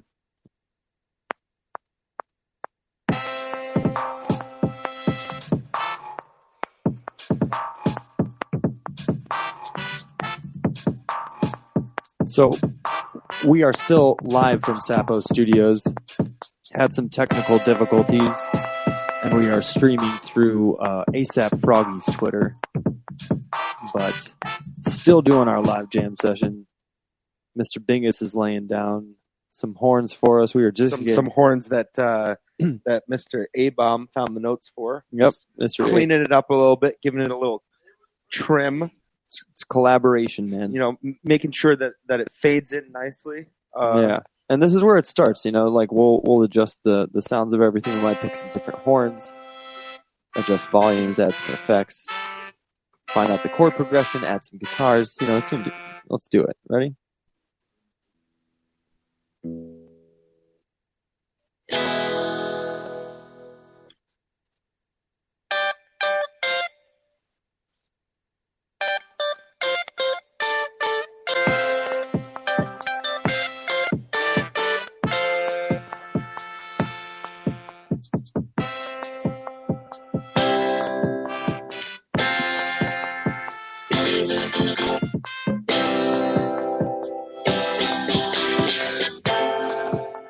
Yeah, see, I would almost start there because the other ones seem again, later type things, and I find just super simple things to just kind of add as bones for right now. We'll worry about fat and some meat and all that stuff later. Do you want those arpeggioed out, or do you want those as full chords?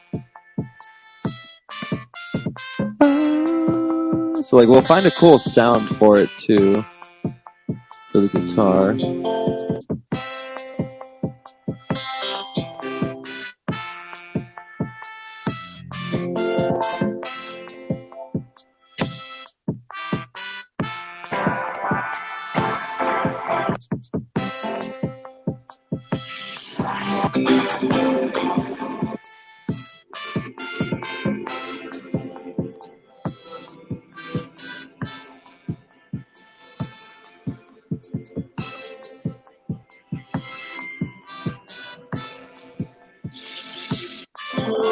These are all experimental.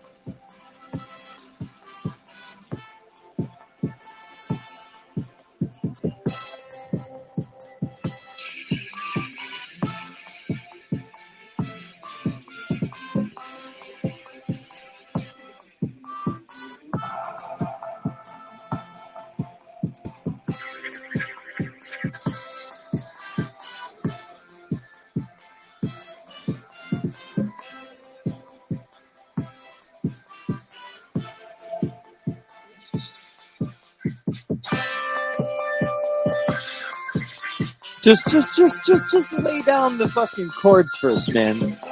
Just lay down the chords, all right? Ready?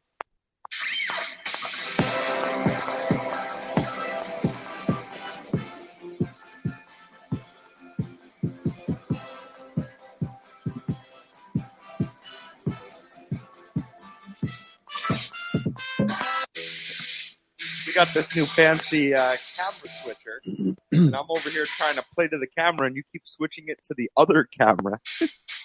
So I like face a particular Well, camera. I'm cutting, man. I'm cutting. All right, cut it. You didn't even get through one take, man.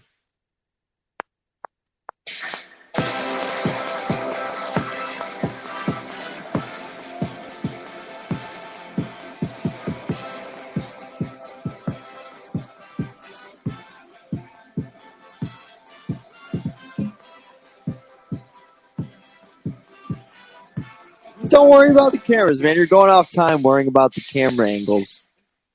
Just listen to the music and play it, all right? I'm trying to be a rock star. Yeah, no, just play. Ready?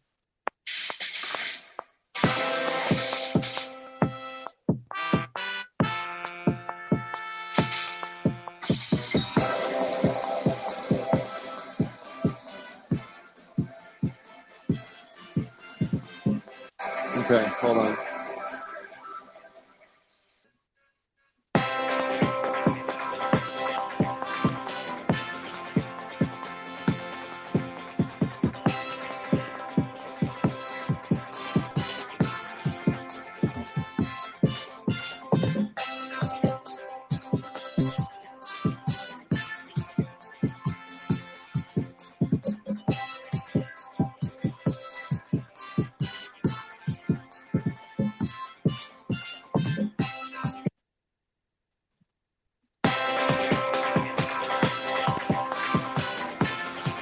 So what are you doing to the chords that I just threw in there? Nothing really. I didn't do anything to them. Oh, okay. Looked like you were futzing around. No, I was kind of changing the drum pattern a little bit.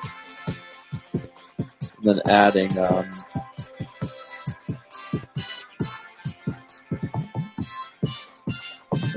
that little thing at the end.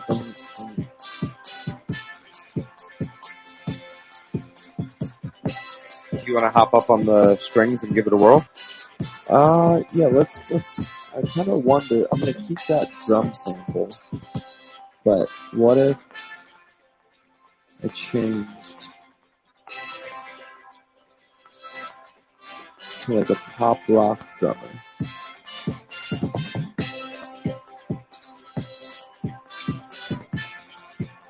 But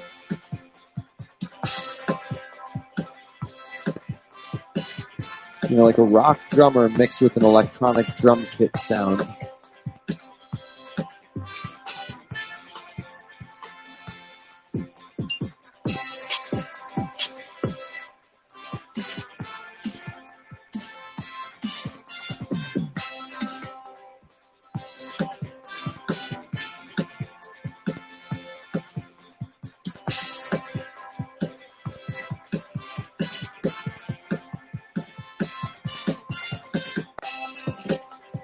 Do you like that? It's kind of like that marching band thing Adam was always talking about. I do kind of like that.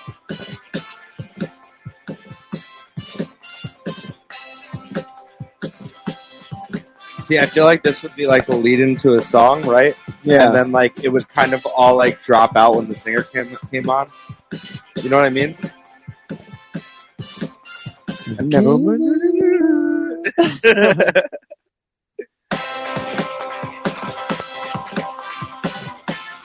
Yeah, okay. I never knew what my parents wanted for me.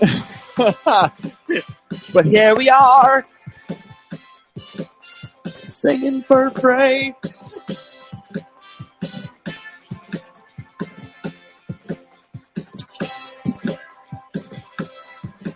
You think we are in the key of C, David? I think we're in the key of C. I think we're in the key of C. I kind of like that. Like different words, but that melody, and that's kind of what.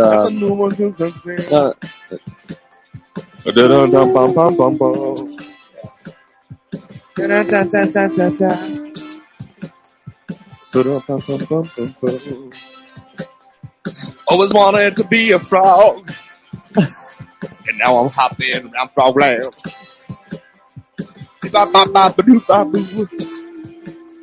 Shibbity-bop.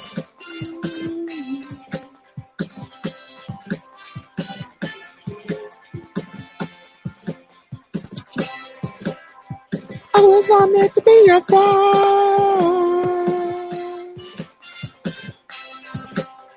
Now I'm flying through frogland.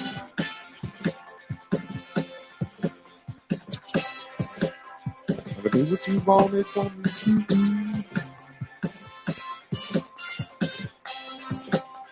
It's always disappointing you no matter what I say. No matter what I say. Always angry with me. Same words. In your hair. In your hair. Da-da-da-da-da-da-da-da-da.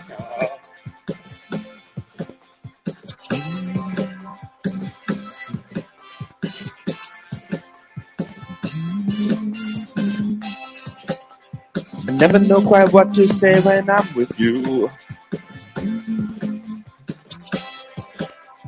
I never know quite what to say when I'm with you. I never know quite what to say when I'm with you. I never know quite what to say when I'm with you. Never know quite what to say when I'm with Shia Baboose. Shia Baboose. That's you. A$AP Rocky too.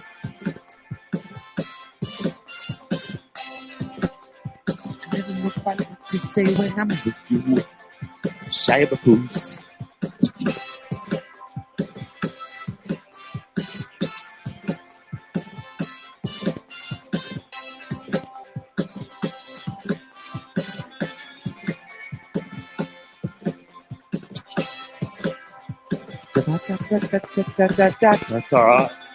At first I was joking around with you, like I never know quite what to say when I'm with you. I never know quite what to say when I'm with you. Never know quite what to say when I'm with you.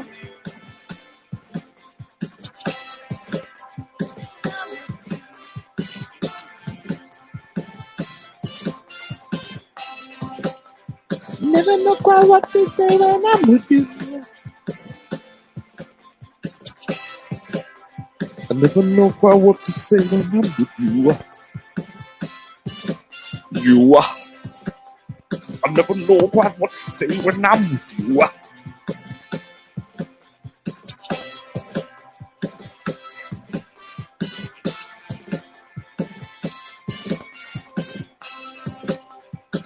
I never know quite what to say when I'm with you. When I'm with you, when I'm with you. I never know quite what to say when I'm with you. And I'm with you all the time. So I never know what to say all the time. I never know quite what to say when I'm with you.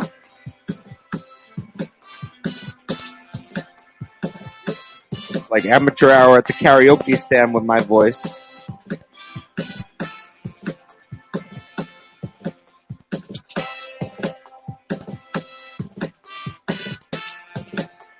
That rolling drum though fits really nicely.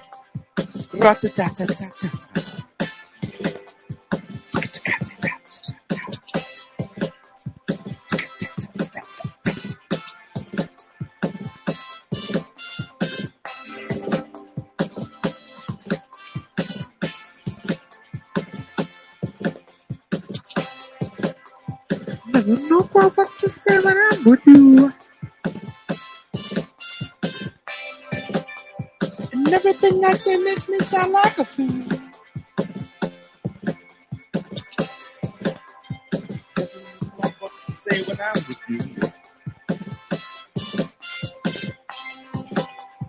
And everything I say makes me sound like a fool. I don't know quite what to say when I'm with you.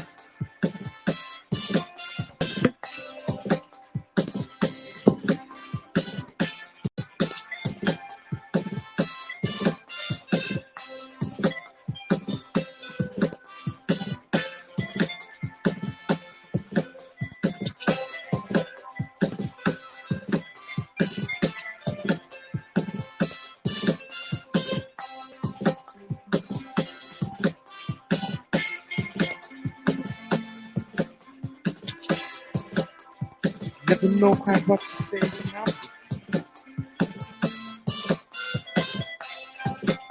you. And everything I say makes me sound like a fool. I wish that I knew how to tell the lies from truth.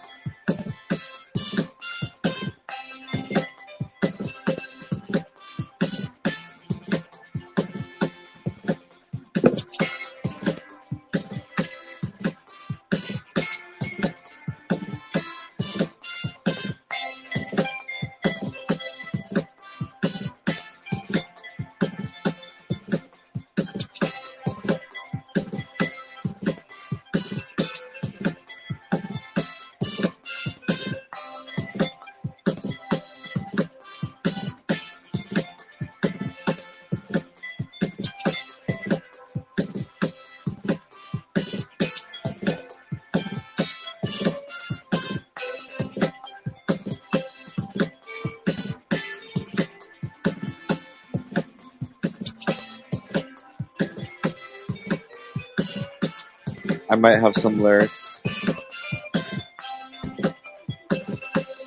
Well, so I want to hear what you think. So, I've literally been loving every single thing you've said. all right, so it would be this 4-part phrase, right? So it would start with, I never know quite what to say when I'm with you. I don't know where to sing this song vocally in my range. Never know. All right, let's see. Here we go. It's kind of like it's like Bruce, man. I never know quite what to say when I'm with you. When I'm with you. When I'm with you. Like you're talking. And everything I say makes me sound like a fool. Yeah. Start from the top. Like you're talking. I never knew quite what to say when I'm with you. Yeah. And everything I say makes me sound like a fool. I wish that I knew how to tell the lies from truth. Through it all, I feel so damn confused. I never know quite what to say when I'm with you. And everything I say makes me sound like a fool. I wish that I knew how to tell the lies from truth. 'Cause through it all I feel is so damn confused. So damn confused. I don't know where I am. I'm confused. I'm lost. I don't like that last phrase.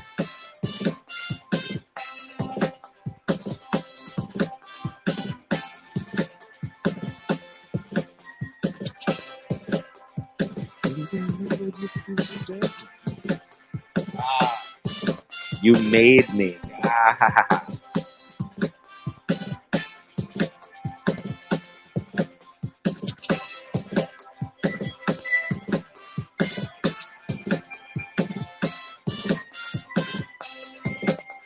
I never know quite what to say when I'm with you. And everything I say makes me sound like a fool. I wish that I knew how to tell the lies from truth. 'Cause through it all you made me feel so damn confused. So damn confused, yeah.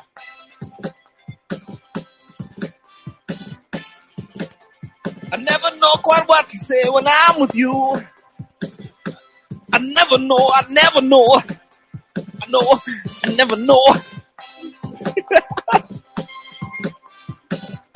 Take it away, Shia LaBeouf's on the strings, yeah. Cause you never know, you never know. I'm just trying to find like one phrase that I could lay in that's just like not too much. It's just like maybe thing that could like sit. Find one phrase to sit. Sit on your face. Sit on your face with my phrase. Here we go.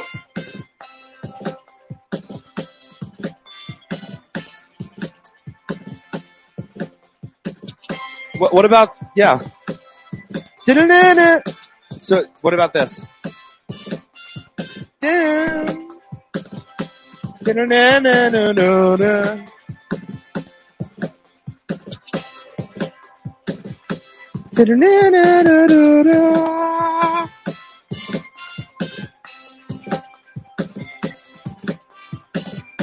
Yep.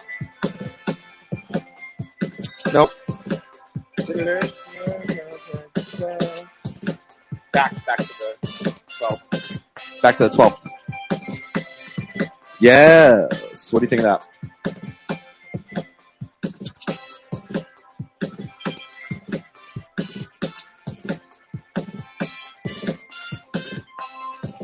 Cause you never know what's gonna happen until you try. David Gabriel, I'm doxing you on the fly. Jesus, man, we're still live. I forgot.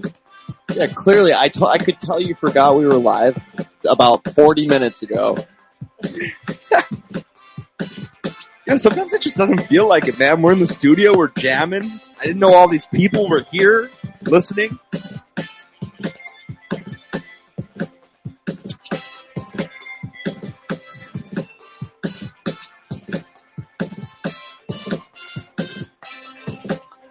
I never know quite what to say when I'm with you.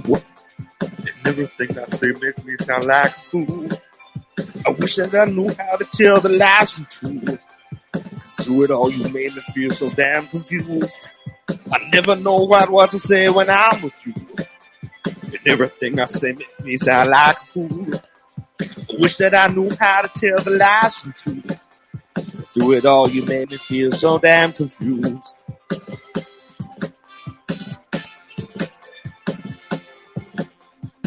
Shibbity-bop, shibbity-bop, shibbity-bop, bop, bop, bop, bop, bop, oh.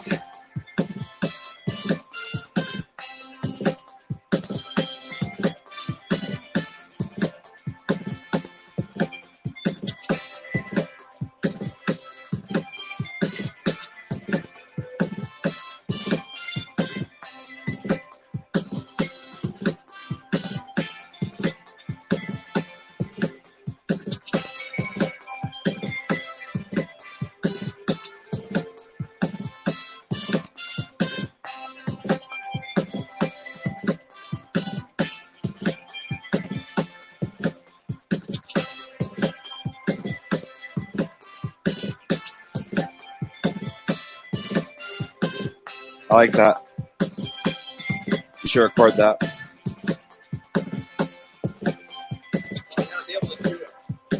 I gotta be able to do it first.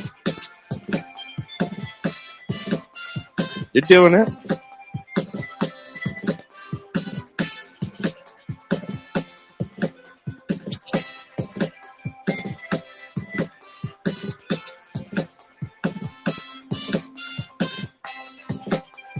Never know quite what to say when I'm with you.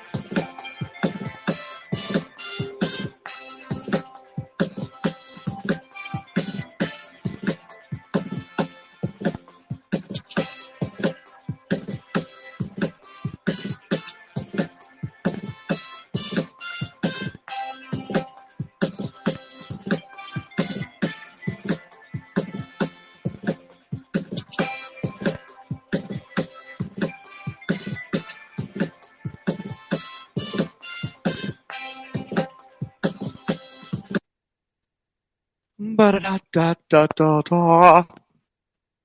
Ba-da-da-da-da-da.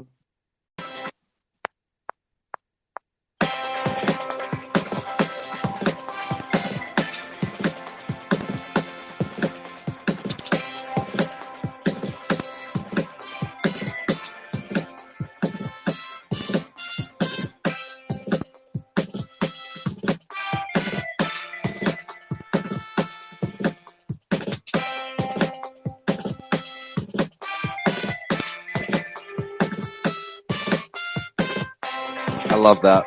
That's great. Before I hop out of here, do you want me to lay down the vocal track even if it's shitty so you have it? So I'll just do like another record track where we don't record. Okay, and I should start after the first phrase, not right as the song starts, right? Hold on. Let's. What do you mean? It doesn't matter. Because you'll get the count in. You know what I'm saying? Because I'm going to record. But as far as how you would want the song to start, would you want it to start with the person singing right away? Or that some doesn't music? matter. Because I could just drag it over. Right. Okay, fine. That's all part True, of. That's all true. part of the That's editing, the editing process. process, right, Yes, right. yes, Sir Young David. Okay, go ahead. I'm going to go ahead and record these lyrics with my ridiculous voice so that you can do it nicer later. Oh, you want me to do it? I think you should redo it later, yeah. All right, yeah, I'll work on it. I think so. See what You I have could a do. better voice than I do. See what I could do. See if I could put it into my own voice. Just talk it out, huh? Just friggin' talk it out. Stop being an idiot. All right, here we go. All right. Here we go.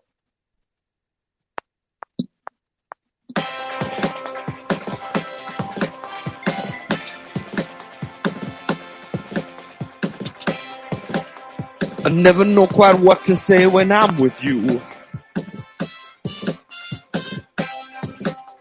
And everything I say makes me sound like a fool. I wish that I knew how to tell the lies from truth. 'Cause through it all you made me feel so damn confused. And I'm an idiot because I'm over here singing into the microphone instead of into my phone. So let me just let it ride, and we'll do it one more time. But it's still picking it up because Yeah, but I'm gonna do it one more time. Here we go. you don't want to overcook it. I never know quite what to say when I'm with you. And everything I say makes me sound like a fool. I wish that I knew how to tell the lies from truth. 'Cause through it all you made me feel so damn confused. Alright, that's it. Ladies and gentlemen, ASAP Froggy, aka Shia Papoose, is gonna lead you through the rest of this jam session. I have to hop out, but he's gonna play with what I've contributed and see where that goes. So I'm gonna go ahead. So you can't do that because the reason being is you got to airdrop me that before you go. That I'm aware of. Yeah. That I'm aware of. All right. Never know quite what to say when I'm with you.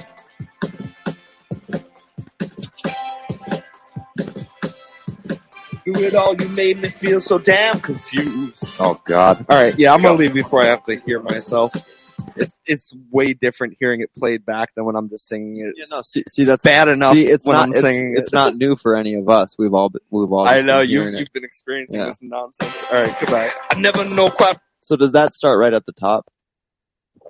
That's what the fuck I was asking you. No. Yeah, I'm saying right, I'm no. saying like No, it time doesn't. wise. I never know quite what to say when I'm with you. I never know quite. Right there. I never know quite what to say when I'm with you. Is that correct? Perfect. And everything I say makes me sound like a fool. I wish that I knew how to tell the lies from truth. Through it all, you made me feel so damn confused.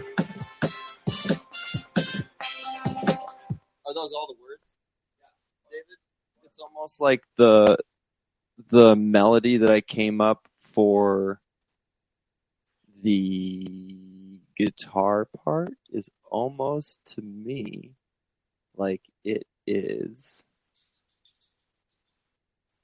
the chorus. Oh, I give in to love. I never know quite what to say when I'm with you.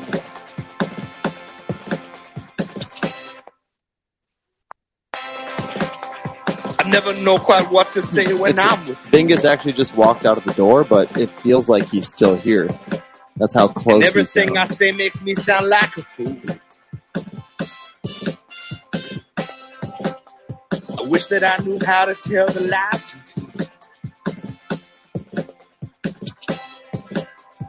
Through it all, you made me feel so damn confused.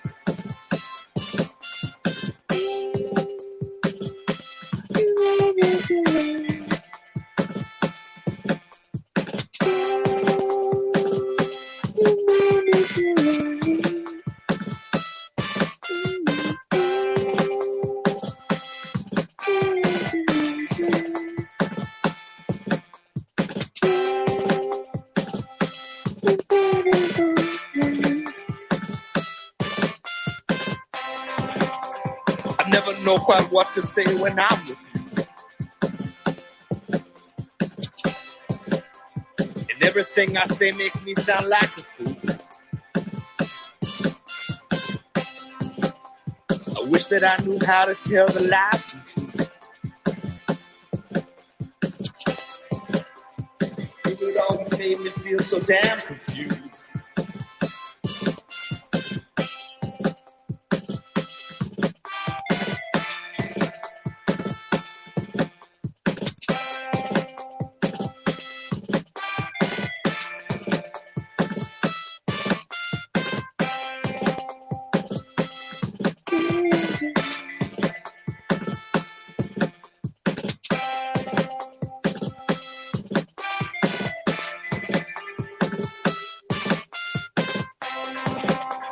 I never know quite what to say when I'm with you. And everything I say makes me sound like a fool. I wish that I knew how to tell the life.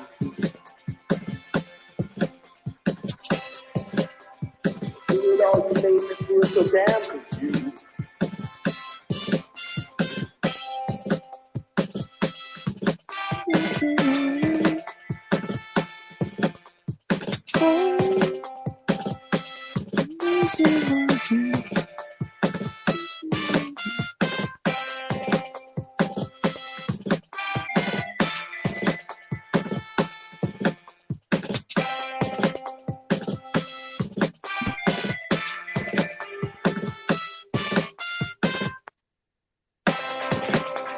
I never know quite what to say when I'm with you. And everything I say makes me sound like a fool. I wish that I knew how to tell the life from truth. Through it all, you made me feel so damn confused.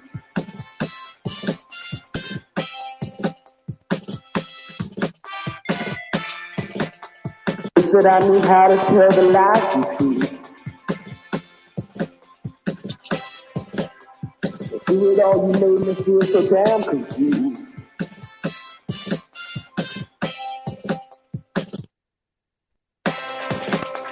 I never know quite what to say when I'm with you.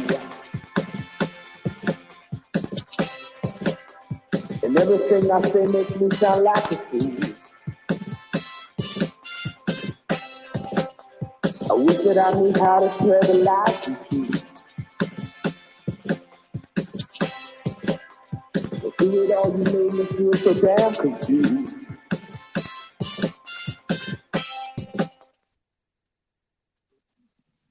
Figuring out a little drop to add in here.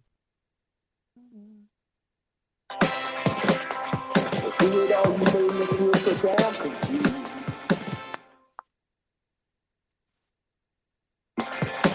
damn confused. Through it all, you made me feel so damn confused. So damn confused. Feel so damn confused. Made me feel so damn confused. So damn confused.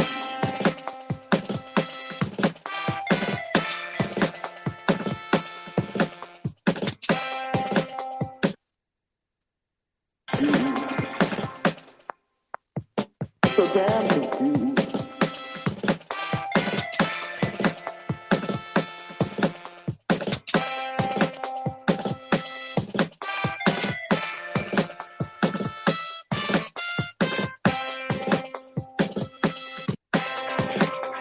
I never know quite what to say when I'm with you.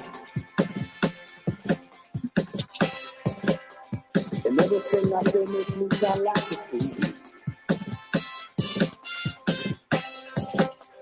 I wish that I knew how to tell the lies you see. But through it all, you made me feel so damn confused. Feel so damn confused.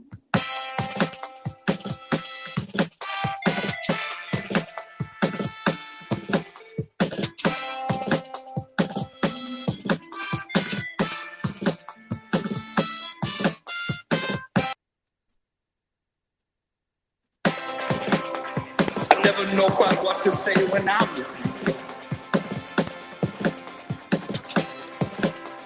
And everything I say makes me sound like a fool. I wish that I knew how to tell the lies to truth.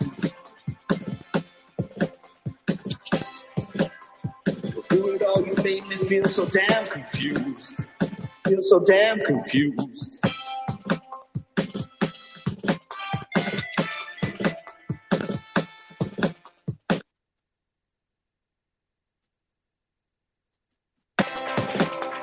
I never know quite what to say when I'm with you.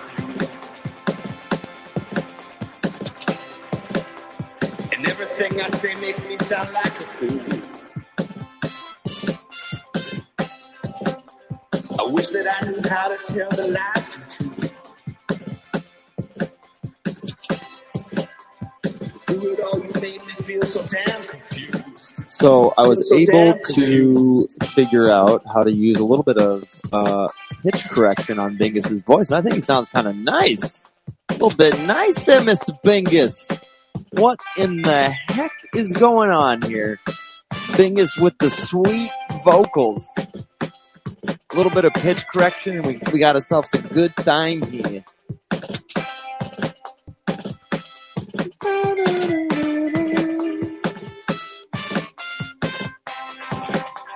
I never know quite what to say when I'm with you. And then if he didn't do it like joking around like that, he would sound good. And everything I say makes me sound like a fool. Yeah, you do sound like a fool. Just kid. I wish that I knew how to tell the lies to truth. Just kid. Through it all, you made me feel so damn confused. Feel so damn confused.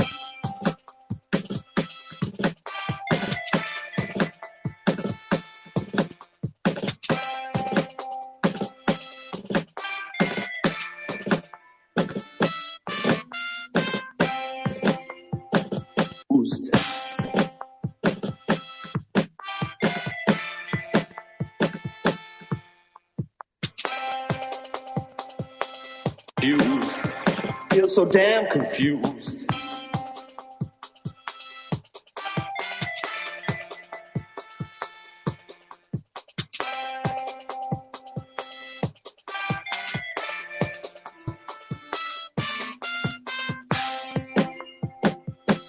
Confused.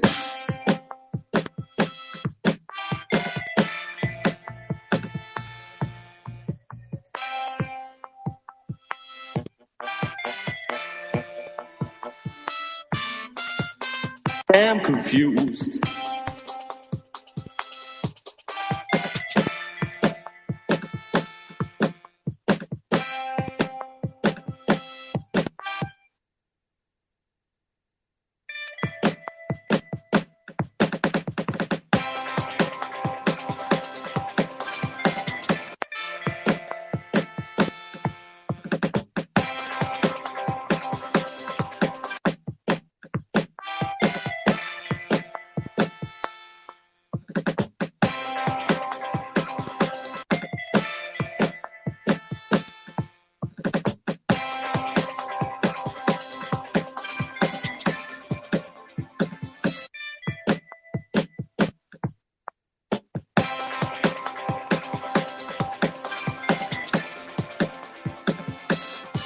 confused.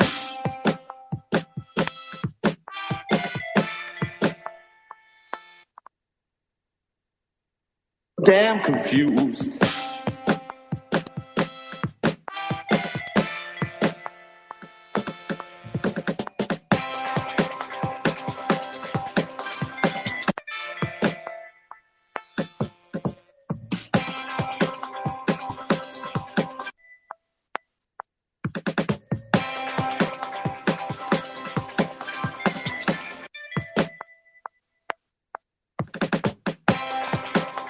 Perfect. Okay, that's what I've been looking for the whole time. Now I find it very good.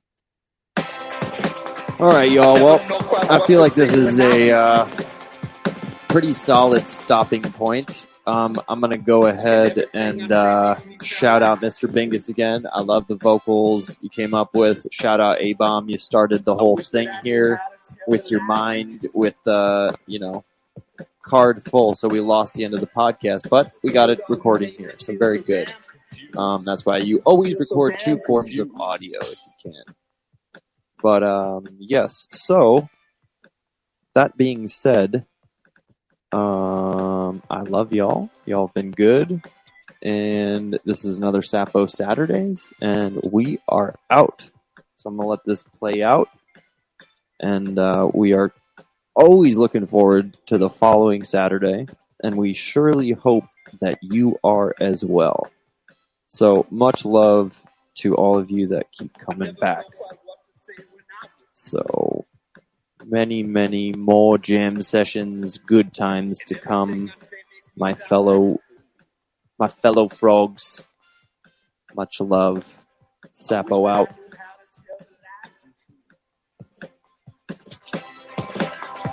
Through it all, you made me feel so damn confused. Feel so damn confused.